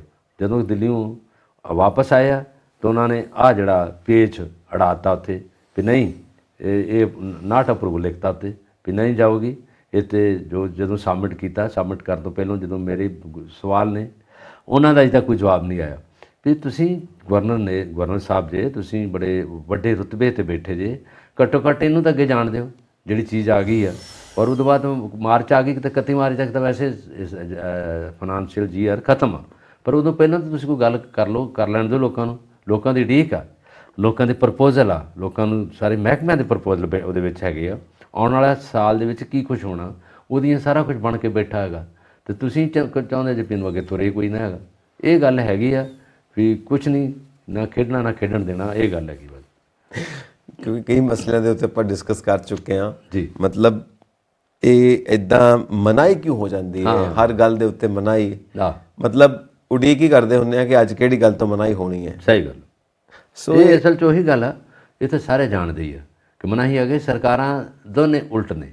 ਉਹ ਸਰਕਾਰ ਦੇ ਅਪੁਆਇੰਟਮੈਂਟ ਕਰਨ ਵਾਲੇ ਜਿਹੜੇ ਦਿੱਲੀ ਦੇ ਤਖਤ ਦੇ ਮਾਲਕ ਨੇ, ਇਹਨਾਂ ਨੂੰ ਅਪੁਆਇੰਟਮੈਂਟ ਕਰਨ ਵਾਲੇ ਲੋਕ ਨੇ, ਪਬਲਿਕ ਹੈਗੀ ਆ। ਇਹ ਕਿਸੇ ਵੀ ਉਪਾਧੀ ਦੇਣ ਵਾਲੇ ਦੇ ਨਹੀਂ ਹੈਗੇ, ਇਹ ਪਬਲਿਕ ਨਾਲ ਆਇਆ, ਲੋਕਤੰਤਰ ਦੀ ਸ਼ਕਤੀ ਨਾਲ ਬੈਠੇ ਹੋਏ। ਹੁਣ ਇਸ ਕਰਕੇ ਇਹਨਾਂ ਦਾ ਇਹਨੂੰ ਕਹਿੰਦਾ ਅੱਡੇ ਫਾਇ ਲੈਣਾ, ਪੰਜਾਬੀ 'ਚ ਅੱਡੇ ਫਾਇ ਹੈ ਆਪੋ ਵਿੱਚ ਹੀ। ਪੋਸਟਾਂ ਇੱਕੋ ਜਿਹੀਆਂ ਹੈਗੀਆਂ। ਇੰਪਲੀਮੈਂਟ ਭਗਵੰਤ ਮਾਨ ਨੇ ਕਰਨਾ, ਉਹਨਾਂ ਨੇ ਅਪਰੂਵਲ ਦੇਣੀ ਹੈ। ਇਹ ਸਾਡਾ ਸੰਵਿਧਾਨ ਕਹਿੰਦਾ, ਲੋਕਤੰਤਰ ਕਹਿੰਦਾ ਹੈਗਾ ਸਾਰਾ ਕੁਛ। ਜਾਂ ਤਾਂ ਇਹਨਾਂ ਦੋਵਾਂ ਨੇ ਸੰਵਿਧਾਨ ਪੂਰੀ ਤਰ੍ਹਾਂ ਨਹੀਂ ਪੜ੍ਹਿਆ, ਜਾਂ ਇਹਦੇ ਵਿੱਚ ਇਹ ਖਲਬਲੀ ਜਾਣ ਕੇ ਪਾਉਣਾ ਚਾਹੁੰਦੇ ਆ। ਅਤੇ ਕੌਣ ਪਿਸ ਰਿਹਾ ਇਹਦੇ 'ਚ? ਦੋ ਪੁੜ ਨੇ, ਦੋ ਪੁੜਾਂ ਦੇ ਵਿੱਚ ਕੌਣ ਪਿਸ ਰਿਹਾ? ਅਸੀਂ ਲੋਕ। ਲੋਕ, ਆਪਾਂ ਲੋਕ, ਸਾਡੇ ਲੋਕ ਨੇ, ਵਸਨੀਕ ਨੇ ਲੋਕ। ਉਹਨਾਂ ਨੂੰ ਇਹ ਜਾਣ ਬੁੱਝ ਕੇ ਦਿਨੋਂ ਬਦਿਨ ਤੰਗ ਕਰੀ ਜਾ ਰਹੇ ਆ, ਮੈਂਟਲੀ ਟੌਰਚਰ ਕਰ ਰਹੇ ਆ ਸਾਰਾ। ਮਤਲਬ ਇਹ ਹੈਡਲਾਈਨਸ ਬਣ ਜਾਂਦੀਆਂ ਨੇ, ਅੱਜ ਇਸ ਗੱਲ ਤੋਂ ਮਨਾ ਹੋ ਗਈ, ਅੱਜ ਇਸ ਗੱਲ ਤੋਂ ਨਾ ਹੋ ਗਈ। ਮਤਲਬ ਅਜੀਬ ਲੱਗਦਾ ਕਿ ਕੀ ਹੈਡਲਾਈਨਸ ਨੇ। ਹਾਲਾਂਕਿ ਸਟੇਟ ਵਾਸਤੇ ਸਭ ਨੂੰ ਮਿਲ ਕੇ ਕੰਮ ਕਰਨਾ ਚਾਹੀਦਾ। ਇਸ ਵਕਤ ਜੋ ਹਾਲਾਤ ਬਣੇ ਹੋਏ ਨੇ, ਓਪੋਜੀਸ਼ਨ ਨੂੰ ਵੀ ਨਾਲ ਆ ਕੇ ਆਪਣਾ ਯੋਗਦਾਨ ਪਾਉਣਾ ਚਾਹੀਦਾ। ਹਰੇਕ ਨੂੰ ਯੋਗਦਾਨ ਪਾਉਣਾ ਚਾਹੀਦਾ। ਫਿਰ ਸਾਰੇ ਲੋਕ ਪੰਜਾਬ ਦੇ ਵੀ ਯੋਗਦਾਨ ਪਾ ਸਕਦੇ ਨੇ, ਕਿਉਂਕਿ ਇੱਕ ਦਿਸ਼ਾ ਤਾਂ ਮਿਲੇ ਨਾ, ਇੱਕ ਮੈਪ ਤਾਂ ਦਿਖਾਓ, ਇੱਕ ਰੂਪ ਤਾਂ ਦਿਖਾਓ। ਅਸਲ 'ਚ ਪਤਾ ਸੋਚ ਕੀ ਹੁੰਦੀ ਹੈ? ਇਹ ਸੋਚ ਬੜੀ ਜਿਹੜੀ ਹੈ ਟੇਢੀ ਸੋਚ ਆ। ਇਹਦੇ ਵਿੱਚ ਹੁੰਦਾ ਕਿ ਜਦੋਂ ਕੋਈ ਕੰਮ ਕਰ ਰਿਹਾ, ਜਿਹੜਾ ਕੁਰਸੀ 'ਤੇ ਬੈਠਾ ਉਹ ਕੰਮ ਕਰ ਰਿਹਾ, ਅਤੇ 10 ਬੰਦੇ ਜਿਹੜੇ ਬੈਠੇ, ਜਿਹੜੀ ਆਪੋਜੀਸ਼ਨ ਆ ਜਾਂ ਗਵਰਨਰ ਨੇ, ਸਾਰਾ ਕੁਝ ਉਹ ਚਾਹੁੰਦੇ ਨੇ ਵੀ ਘੱਟੋ ਘੱਟ ਇਹ ਨਾ ਅੱਗੇ ਨਿਕਲ ਜੇ। ਇਹਨੂੰ ਰੋਕਣਾ ਕਿੱਦਾਂ? ਉਹ ਰਾਤ ਬਹਿ ਕੇ ਸੋਚਦੇ ਰਹਿੰਦੇ ਵੀ ਇਹਨੂੰ ਰੋਕਣਾ ਕਿੱਦਾਂ, ਅੜਿੱਕਾ ਕਿਵੇਂ ਪਾਉਣਾ, ਜਾਂ ਤਾਂ ਸਿੱਧਾ ਅੜਿੱਕਾ ਕਿੱਦਾਂ ਪਾਉਣਾ, ਜਾਂ ਤਾਂ ਸਿੱਧਾ ਹੀ ਪਾ ਦਈਏ, ਜਾਂ ਫਿਰ ਆਪਣੇ ਜਿਹੜੇ MLA ਉੱਥੇ ਬਿਠਾ ਦਈਏ, ਹੈ ਨਾ, ਜਾਂ ਫਿਰ ਵਿਧਾਨ ਸਭਾ 'ਚ ਰੌਲਾ ਪਵਾ ਦਈਏ, ਜਾਂ ਅੱਗੇ ਸੈਸ਼ਨ ਨਾ ਚੱਲਣ ਦਈਏ। ਇਹ ਚੀਜ਼ਾਂ ਜਿਹੜੀਆਂ ਇਹ ਤਾਂ ਪਾਰਲੀਮੈਂਟ 'ਚ ਵੀ ਹੁੰਦੀਆਂ, ਇਹ ਵਿਧਾਨ ਸਭਾਵਾਂ 'ਚ ਵੀ ਹੁੰਦੀਆਂ। ਖਾਸ ਤੌਰ 'ਤੇ ਪੰਜਾਬ ਦੀ ਜਿਹੜੀ ਵਿਧਾਨ ਸਭਾ, ਇਹਦੇ ਵਿੱਚ ਰੌਲਾ ਰੱਪਾ ਹਮੇਸ਼ਾ ਪੈਂਦਾ ਰਿਹਾ, ਤਾਂ ਅੱਗੇ ਵੀ ਪੈਣਾ ਹੀ ਆ ਮੇਰਾ ਖਿਆਲ। ਦੇਖੋ ਕੀ ਬਣਦਾ ਹੈ, ਕਿਉਂਕਿ ਇਹ ਰੁਝਾਨ ਬੜੇ ਵੱਖਰੇ ਜਿਹੇ ਨੇ ਔਰ ਜਿਹਦਾ ਖਾਮਿਆਜ਼ਾ ਬਹੁਤ ਤਗੜਾ ਭੁਗਤਣਾ ਪੈਂਦਾ ਸਟੇਟ ਨੂੰ। ਸੋ ਇਹਦੇ ਨਾਲ ਜੁੜੀ ਹੋਈ ਇੱਕ ਗੱਲ ਹੈ, ਹਾਲਾਤ ਇੱਦਾਂ ਦੇ ਨੇ। ਹੁਣ ਇਹ ਪੰਜਾਬ ਦੀ ਦੁੱਖ ਦੀ ਰਗ ਦੇ ਉੱਤੇ ਆਪਾਂ ਉਂਗਲ ਰੱਖਣ ਲੱਗੇ ਹਾਂ। ਵਿਦੇਸ਼ਾਂ ਵਿੱਚ ਦਿਨੋ ਦਿਨ ਜਾਣ ਦਾ ਰੁਝਾਨ ਵੱਧ ਰਿਹਾ। ਪੰਜਾਬ ਦੇ ਕਾਲਜ ਖਾਲੀ ਹੋ ਰਹੇ ਨੇ, ਸਟੱਡੀ ਵੀਜ਼ਾ ਲਿੱਤਾ ਜਾ ਰਿਹਾ ਸਟੂਡੈਂਟਸ ਵੱਲੋਂ। ਇਹ ਹਾਲਾਤ ਨੇ ਪੰਜਾਬ ਦੇ, ਔਰ ਇਸ ਕਰਕੇ ਬੱਚੇ ਇਹ ਸੋਚਦੇ ਨੇ ਕਿ ਸਟੱਡੀ ਵੀਜ਼ਾ ਲੈ ਕੇ ਨਿਕਲੋ ਯਾਰ ਇੱਥੋਂ। ਸਹੀ ਗੱਲ, ਆਹ ਗੱਲ ਬਾਹਰ ਕਿਤੋਂ ਸੈਟਲ ਹੋਵੋ। ਇਹ ਗੱਲ ਜਿਹੜੀ ਤੁਸੀਂ ਸ਼ੁਰੂ ਕੀਤੀ ਨਾ, ਹੁਣ ਐਂਡ ਉਹਦਾ ਉਹੀ ਆ। ਖਾਸ ਤੌਰ 'ਤੇ ਜਿਹੜੇ ਨੌਜਵਾਨ ਆ, ਬੱਚੇ ਆ ਨਾ, ਇਹ ਇਸ ਚੀਜ਼ 'ਚੋਂ ਗੁਜ਼ਰ ਰਹੇ ਆ। ਜਿਨ੍ਹਾਂ ਲੋਕਾਂ ਦੀ ਉਮਰ ਜ਼ਿਆਦਾ ਹੋ ਗਈ ਹੈ, ਜਿਨ੍ਹਾਂ ਨੇ ਖਾ ਲਿਆ, ਖੱਟ ਲਿਆ, ਕਮਾ ਲਿਆ, ਉਹਨਾਂ ਨੂੰ ਕੋਈ ਮਤਲਬ ਨਹੀਂ ਇਹਦੇ ਨਾਲ। ਉਹਦੇ ਪੰਜਾਬ ਚੱਲੇ ਨਾ ਚੱਲੇ, ਸਾਨੂੰ ਇਹਦੇ ਨਾਲ ਕੋਈ ਸਰੋਕਾਰ ਨਹੀਂ। ਸਰੋਕਾਰ ਜੇ ਹੈਗਾ, ਜੇ ਨਜਿੱਠਣੀ ਗੱਲ ਆ ਤੇ ਨੌਜਵਾਨ ਮੁੰਡੇ ਕੁੜੀਆਂ ਜਿਹੜੇ ਵਿਚਾਰੇ ਦਿਨ ਦਿਹਾੜੇ ਭੱਜੇ ਫਿਰਦੇ ਆ, ਪਹਿਲਾਂ ਆਈਲੈਟਸ ਕਰਦੇ ਆ, ਆਈਲੈਟਸ ਕਰਨ ਤੋਂ ਬਾਅਦ ਅੱਛੇ ਉਹਨਾਂ ਦੇ ਬੈਂਡ ਆ ਕੇ ਤੇ ਫਿਰ ਜਾ ਵੜਨਗੇ ਕੈਨੇਡਾ। ਪ੍ਰਾਇੋਰਟੀ ਕੈਨੇਡਾ ਦੀ ਆ, ਫਿਰ ਨਿਊਜ਼ੀਲੈਂਡ ਵੀ ਆ, ਇੰਗਲੈਂਡ ਵੀ ਜਾ ਰਹੇ ਆ, ਪਰ ਇੰਨੇ ਜ਼ਿਆਦਾ ਨਹੀਂ ਜਿੰਨੇ ਪਹਿਲਾਂ ਇੰਗਲੈਂਡ ਜਾਂਦੇ ਸੀ, ਜਾਂ ਅਮਰੀਕਾ। ਰਸ਼ੀਆ 'ਚ ਵੀ ਬਹੁਤ, ਤਾਂ ਰਸ਼ੀਆ ਤਾਂ ਵੈਸੇ ਪਹਿਲਾਂ ਲੜਾਈ ਨਾਲ ਜੂਝ ਰਿਹਾ, ਉੱਧਰ ਜਾਣਾ ਬਣਦਾ ਹੈ। ਜ਼ਿਆਦਾਤਰ ਸਾਡੀਆਂ ਉਡਾਨਾਂ, ਸਾਡੇ ਹਵਾਈ ਜਹਾਜ਼ ਜਿਹੜੇ ਆ, ਇਹ ਸਾਰੀਆਂ ਏਅਰਪੋਰਟ ਜਿਹੜੀਆਂ ਅਮਰੀਕਾ ਤੇ ਕੈਨੇਡਾ ਦੀਆਂ, ਅਮਰੀਕਾ, ਕੈਨੇਡਾ, ਇੰਗਲੈਂਡ ਇਹਨਾਂ ਦੇ ਉਸ ਤੋਂ ਬਾਅਦ ਫਿਰ ਜਿੱਥੇ ਮਰਜ਼ੀ ਭੇਜ ਇਥਰੋ ਏਅਰਪੋਰਟ ਤੇ ਜਿਹੜੇ ਉੱਥੇ ਜਾਂਦੇ ਨੇ, ਜਿੱਥੇ 1 ਮਿੰਟ ਦੀ ਲੈਂਡਿੰਗ ਆ, 1 ਮਿੰਟ ਬਾਅਦ ਜਹਾਜ਼ ਆ ਜਾਂਦਾ। ਸਾਰੇ ਉਹਦੇ 'ਚ ਇਹ ਲੋਕ ਨੇ। ਰਾਜ ਸਭਾ 'ਚ ਵੀ ਮੁੱਦਾ ਉੱਠਿਆ ਸੀਗਾ, ਘੱਟੋ ਘੱਟ 2022 'ਚ 5 ਲੱਖ ਲੋਕਾਂ ਨੇ ਸਿਟੀਜ਼ਨਸ਼ਿਪ ਛੱਡ ਦਿੱਤੀ ਹੈ। ਸਿਟੀਜ਼ਨਸ਼ਿਪ ਵੀ ਇੱਥੋਂ ਦੀ ਛੱਡਤੀ। ਇਹ ਦੇਖੋ ਛੱਡਣ ਦਾ ਮਤਲਬ ਕੀ ਹੁੰਦਾ, ਕਿ ਉਹਦੇ ਵਿੱਚ ਕੀ ਗੱਲ ਹੈਗੀ ਆ। ਅਕਸ਼ੇ ਕੁਮਾਰ ਵੀ ਆ ਗਏ ਉਹਨਾਂ 'ਚ, ਅਕਸ਼ੇ ਕੁਮਾਰ ਵੀ ਛੱਡ ਰਹੇ ਬਾਹਰ ਦਾ, ਉਹ ਬਾਹਰੋਂ ਆ ਕੇ ਤੇ ਇੰਡੀਆ ਲਈ ਉਹਨਾਂ ਦਾ ਇੱਕ ਇਹ ਰੌਲਾ ਪਿਆ ਸੀਗਾ ਕਿ ਇਹਨਾਂ ਨੇ ਡਬਲ ਲਈ ਆ, ਇੱਥੇ ਵੀ ਹੈਗਾ ਤੇ ਉੱਥੇ ਕੈਨੇਡਾ ਦੇ ਨਾਲ ਵੀ ਹੈਗੇ ਆ, ਔਰ ਬਾਕੀਆਂ ਦੇ ਵੀ ਗਿਆ। ਉਹਨਾਂ ਨੇ ਪਾਸਪੋਰਟ ਅੱਜ ਕਹਿਤਾ ਵਾਪਸ ਕਰੂੰਗਾ। ਉਹਨਾਂ ਕਿਹਾ ਕਿ ਮੈਂ ਜੋ ਬਣਿਆ, ਜੋ ਮੈਨੂੰ ਜਿੱਥੋਂ ਤੱਕ ਲੋਕਾਂ ਨੇ ਪਹੁੰਚਾਇਆ, ਇਹ ਇੰਡੀਅਨ ਆ, ਇਹ ਹਿੰਦੁਸਤਾਨ ਦੇ ਲੋਕ ਆ, ਮੈਂ ਇਸ ਧਰਤੀ ਨੂੰ ਸਲਾਮ ਕਰਦਾ, ਮੈਨੂੰ ਇਹਦੇ ਨਾਲ ਨਹੀਂ ਕੋਈ। ਉਹਨਾਂ ਨੇ ਪੈਸਾ ਬੜਾ ਕਮਾਇਆ ਹੈ ਕਿ ਨਹੀਂ। ਇਹ ਗੱਲ ਉਹਨਾਂ ਰੁਤਬਿਆਂ ਨਾਲ ਵੀ ਹੈਗਾ। ਕਈ ਵਾਰੀ ਇਹਨਾਂ ਦੇ ਉਂਗਲਾਂ ਉੱਠਦੀਆਂ, ਪਰ ਜਿਹੜੀ ਗੱਲ ਹੁਣ ਕਾਲਜ ਦੀ ਤੁਸੀਂ ਕੀਤੀ ਆ, ਇਹਦੇ ਵਿੱਚ 150 ਕਾਲਜ ਦਾ ਤਾਂ ਅੱਗੇ ਆਪਾਂ ਡਾਟਾ ਪੜ੍ਹਿਆ ਸੀ ਵੀ ਪੰਜਾਬ ਦੇ ਬੰਦ ਪਏ ਆ। ਉਹਦੇ ਵਿੱਚ ਕੋਈ ਇੰਨੇ ਲੋਕ ਨਹੀਂ ਹੈਗੇ, ਇੰਨੇ ਮੁੰਡੇ ਨਹੀਂ ਆ ਰਹੇ। ਔਰ ਉਹਦੇ ਵਿੱਚ +2 ਤੋਂ ਬਾਅਦ ਤਾਂ ਬੱਚੇ, +2 ਤਾਂ ਸਕੂਲ 'ਚ ਹੀ ਹੋ ਜਾਂਦੀ ਹੈ, ਉਹਦੇ ਬਾਅਦ ਕਾਲਜ ਤਾਂ ਬੰਦ ਹੀ ਹੋ ਜਾਣੇ ਸਾਰੇ। ਪ੍ਰੋਫੈਸ਼ਨਲ ਕਾਲਜ, ITI ਦੇ ਕਾਲਜ, ਜਿੰਨੇ ਵੀ ਪ੍ਰੋਫੈਸ਼ਨਲ ਕਾਲਜ ਆ, ਟੋਟਲੀ ਬੰਦ ਹੋ ਰਹੇ ਆ। ਯੂਨੀਵਰਸਿਟੀਆਂ ਖਤਮ ਹੋ ਰਹੀਆਂ। ਔਰ ਦੂਜੇ ਪਾਸੇ ਅਸੀਂ ਬਾਕੀ ਯੂਨੀਵਰਸਿਟੀਆਂ ਨੂੰ ਬੁਲਾ ਰਹੇ ਹਾਂ ਵੀ ਇੱਥੇ ਆ ਕੇ ਤੁਸੀਂ ਬੱਚਿਆਂ ਨੂੰ ਪੜ੍ਹਾਓ, ਅਤੇ ਅਸੀਂ ਚਾਹੁੰਦੇ ਹਾਂ ਕਿ ਉਹ ਯੂਨੀਵਰਸਿਟੀ ਇੱਥੇ ਇਸਟੈਬਲਿਸ਼ ਕਰ ਲਓ। ਤੁਹਾਡੇ ਕੋਲ ਆਪਣੀਆਂ ਤਾਂ ਯੂਨੀਵਰਸਿਟੀਆਂ ਚੱਲੀਆਂ ਨਹੀਂ। ਜਿਹੜੀ ਯੂਨੀਵਰਸਿਟੀ ਪੰਜਾਬ ਯੂਨੀਵਰਸਿਟੀ ਹੈ, ਤੁਸੀਂ ਸੌਂਪਤੀ ਹੈ ਕੇਂਦਰ ਨੂੰ, ਹੈ ਨਾ। ਅਤੇ ਜਿਹੜੀ ਤੁਹਾਡੀ ਪੰਜਾਬੀ ਯੂਨੀਵਰਸਿਟੀ ਪਟਿਆਲਾ ਵਾ, ਉਹ ਤੁਹਾਡਾ ਫਾਈਨੈਂਸ਼ੀਅਲ ਬਜਟ ਦੇ ਨਾਲ ਹੀ ਬਹੁਤ ਕ੍ਰਾਈਸਿਸ ਹੈ, ਅਰਬਾਂ 'ਚ ਹੈ, ਉਹ 'ਚ ਪੈਸਾ ਹੀ ਨਹੀਂ ਪੂਰਾ। ਜਿਹੜੇ ਪ੍ਰੋਫੈਸਰ ਸਾਹਿਬਾਨ ਨੇ, ਰੀਡਰ ਨੇ, ਰਜਿਸਟਰਾਰ ਨੇ, ਉਹਨਾਂ ਤਨਖਾਹਾਂ ਜੋਗਾ ਪੈਸਾ ਨਹੀਂ ਗਾ। ਬੱਚਿਆਂ ਦੀ ਫੀਸ ਜਿਹੜੀ ਆਉਂਦੀ ਉਹਦੇ ਨਾਲ ਗੁਜ਼ਾਰਾ ਹੁੰਦਾ। ਇਹ ਹਾਲ ਯੂਨੀਵਰਸਿਟੀਆਂ ਦਾ। ਔਰ ਜਿਹੜੀਆਂ ਵੀ ਯੂਨੀਵਰਸਿਟੀਆਂ, DAV college, DAV university Jalandhar 'ਚ ਹੀ ਹੈਗਾ, ਉਹਦੇ 'ਚ ਵੀ ਉਹ ਨਹੀਂ ਹੈਗਾ। ਹਾਲਾਂਕਿ DAV ਇੰਸਟੀਟਿਊਸ਼ਨ ਜਿਹੜੀਆਂ ਬਹੁਤ ਅਪਰ ਕਲਾਸਿਸ ਨਾਲ ਹੈਗੀਆਂ, ਬੱਚੇ ਨੂੰ ਜ਼ਿਆਦਾ ਪ੍ਰਾਇੋਰਟੀ ਦਿੰਦੇ। ਜਦੋਂ ਬੱਚਾ ਰਹਿਣਾ ਹੀ ਇੱਥੇ ਨਹੀਂ ਹੈਗਾ, ਜਿਹੜੀ ਤੁਸੀਂ ਗੱਲ ਕੀਤੀ ਕਿ ਬੱਚੇ ਇਸ ਕਰਕੇ ਨਿਕਲ ਰਹੇ ਆ ਕਿ ਅਸੀਂ ਇੱਥੇ ਰਹੀਏ ਤੇ ਕੀ ਕਰੀਏ, ਡਿਗਰੀਆਂ ਲੈ ਕੇ ਜੇਬਾਂ 'ਚ ਪਾ ਕੇ ਰੱਖਾਂਗੇ ਜਾਂ ਸ਼ੀਸ਼ੇ 'ਚ ਮੜਾ ਕੇ ਰੱਖਾਂਗੇ, ਜਿਨ੍ਹਾਂ ਦਾ ਬਣਨਾ ਹੀ ਕੁਝ ਨਹੀਂ, ਜਿੱਥੇ ਜੋਬ ਨਹੀਂ ਮਿਲਣੀ। ਉਹ ਘੱਟੋ ਘੱਟ ਮਾਂ ਪਿਓ ਬੜੇ ਸਿਆਣੇ ਸੋਚ ਲੈਂਦੇ ਆ। ਘੱਟੋ ਘੱਟ ਜੇ 5 ਲੱਖ 10 ਲੱਖ ਵੀ ਲੱਗੂ ਜੂਗਾ, ਜੋ ਕੁਝ ਪਲਾਟ ਵੇਚਦਾ, ਜ਼ਮੀਨ ਵੇਚਤੀ, ਜੇ ਬੱਚਾ ਚਲੇ ਗਿਆ, ਬ੍ਰਿਮਟਨ ਚਲੇ ਗਿਆ, ਹੈ ਨਾ, ਆਟਵਾ ਚਲੇ ਗਿਆ, ਜਿੱਥੇ ਉੱਥੇ ਸਟੱਡੀ ਕਰ ਰਿਹਾ, ਸਟੱਡੀ ਵੀ ਕਰੂਗਾ, ਪੜ੍ਹੂਗਾ ਵੀਗਾ, ਵਰਕ ਪਰਮਿਟ ਮਿਲੂਗਾ, ਕੰਮ ਵੀ ਮਿਲੂਗਾ। ਹੁਣ ਉਹ ਵਰਕ ਪਰਮਿਟ ਉਹਨਾਂ ਨੂੰ ਓਪਨ ਕਰ ਦਿੱਤਾ, ਆਪਣਾ ਖਰਚਾ ਕੱਢ ਲਊਗਾ, ਉੱਥੇ ਮੋਬਾਈਲ ਵੀ ਚਲਾਊਗਾ, ਖੁਸ਼ੀ ਵੀ ਜ਼ਾਹਰ ਕਰੂਗਾ, ਘਰ ਵੀ ਸਮਾਨ ਭੇਜੂਗਾ। ਅਤੇ ਕੀ ਲੈਣਾ ਇੱਥੋਂ ਪੰਜਾਬ ਦੀ ਲੋਕਾਂ ਤੋਂ, ਤਾਂ ਪੰਜਾਬ ਦੀ ਸਰਕਾਰ ਤੋਂ, ਤਾਂ ਹਿੰਦੁਸਤਾਨ ਦੀ ਸਰਕਾਰ ਕੋਲ। ਲੋਕ ਇਹੀ ਆ, ਜਦੋਂ ਅਸੀਂ ਇੰਡੀਪੈਂਡੈਂਟ ਲੋਕ ਹੈਗੇ ਹਾਂ, ਜਦੋਂ ਅਸੀਂ ਆਪਣਾ ਡਿਸੀਜਨ ਆਪ ਲੈ ਸਕਦੇ ਹਾਂ। ਹੁਣ ਇਹ ਅੰਗਰੇਜ਼ ਨਹੀਂ, ਕਿ ਅੰਗਰੇਜ਼ ਸਾਨੂੰ ਬੰਨ੍ਹ ਕੇ ਸੰਗਲੀ ਨਾਲ ਤਾਂ ਬੰਨ੍ਹ ਲੈਣਗੇ। ਅਸੀਂ ਇੰਡੀਪੈਂਡੈਂਟ ਹਾਂ, ਜਿੱਥੇ ਮਰਜ਼ੀ ਬੱਚੇ ਜਾ ਸਕਦੇ ਆ, ਔਰ ਬੱਚੇ ਡਿਸੀਜਨ ਠੀਕ ਲੈ ਰਹੇ ਆ। ਬਿਲਕੁਲ, ਕਿਉਂਕਿ ਜਦੋਂ ਕਿਤੇ ਕੁਝ ਦਿਖਦਾ ਹੀ ਨਾ ਹੋਵੇ ਤਾਂ ਫਿਰ ਜਿੱਥੇ ਦਿਖਦਾ ਉੱਥੇ ਜਾਣਾ। ਜਿਸ ਥਾਲੀ 'ਚ ਰੋਟੀਆਂ ਅਸੀਂ ਉਹਦੇ ਵਾਲੀ ਵੇਖਾਂਗੇ ਨਾ। ਅਸੀਂ ਇਹ ਨਹੀਂ ਕਿ ਦੂਜੀ ਜਿਹੜੀ ਖਾਲੀ ਪਰਾਤ ਉਹ ਵੀ ਜਾਈ ਜਾਵਾਂਗੇ, ਜੇ ਚਾਟਾ ਨਹੀਂ, ਜਿਸ 'ਚ ਕੋਈ ਪੇੜਾ ਨਹੀਂ ਗਾ, ਜਿਹਦੇ ਵਿੱਚ ਕੋਈ ਦਾਣੇ ਨਹੀਂ ਗੇ, ਜਾਂ ਉਹ ਕਹਿੰਦੇ ਜਿਹਦੀ ਕੋਠੀ ਵਿੱਚ ਦਾਣੇ, ਉਹਦੇ ਕਮਲੇ ਵੀ ਸਿਆਣੇ। ਉਹਨੂੰ ਸਿਆਣਪ ਦੀ ਗੱਲ ਹੁੰਦੀ।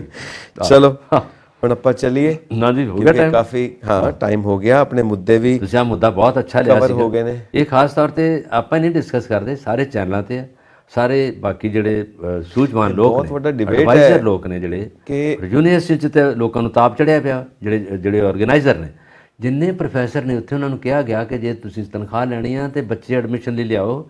ਹਰ ਇੱਕ ਪ੍ਰੋਫੈਸਰ ਦੇ ਲਾਤਾਂ ਲਾਣੇ ਕਿ ਤੂੰ 15 ਮੁੰਡੇ ਲਿਆਉਣੇ, ਤੂੰ 20 ਲਿਆਉਣੇ, ਤੂੰ 15 ਲਿਆਉਣੇ ਆ। ਉਸ ਹਿਸਾਬ ਨਾਲ ਹੀ ਉਹ ਨੌਕਰੀ ਕਰਨਗੇ। ਤੇ ਤਾਦਾ ਬੱਚੇ ਕਿੱਥੋਂ ਲਿਆਉਣਗੇ? ਉਹ ਦੱਸੋ, ਉਹਨਾਂ ਦਾ ਕੰਮ ਹੈ। ਉਹਨਾਂ ਦਾ ਕੰਮ ਪੜਾਉਣਾ ਹੈ ਕਿ ਉਹਨਾਂ ਦਾ ਕੰਮ ਮਾਰਕੀਟਿੰਗ? ਸਹੀ ਗੱਲ, ਬਿਲਕੁਲ। ਆਓ ਬੱਚੋ ਆ ਜਾਓ। ਤਾਂ ਇਹ ਤਾਂ ਉਹਨਾਂ ਦਾ ਕੰਮ ਨਹੀਂ ਹੈ। ਮਤਲਬ ਟਾਰਗੇਟ ਦਿੱਤਾ ਗਿਆ ਉਹਨਾਂ ਨੂੰ, ਜਿਵੇਂ ਕੋਈ ਕੰਪਨੀਆਂ ਟਾਰਗੇਟ ਦਿੰਦੀਆਂ ਨੇ ਨਾ ਕਿ ਇੰਨੀ ਸੇਲ ਕਰੋਗੇ ਤਾਂ ਤੁਹਾਡੀ ਨੌਕਰੀ ਬਰਕਰਾਰ ਹੈ। ਇਹ ਸੇਲ ਕਰਨ ਵਾਲੀ ਉਹ ਗੱਲ ਹੈ। ਉਹੀ ਗੱਲ, ਇਹ ਸੇਲ ਹੋਏਗੀ, ਪੈਸਾ ਆਏਗਾ, ਯੂਨੀਵਰਸਿਟੀ ਚੱਲੇਗੀ, ਤੁਹਾਨੂੰ ਤਨਖਾਹ ਮਿਲਣਗੇ, ਨਹੀਂ ਤਾਂ ਭਾਜੀ ਘਰ ਬੈਠੋ।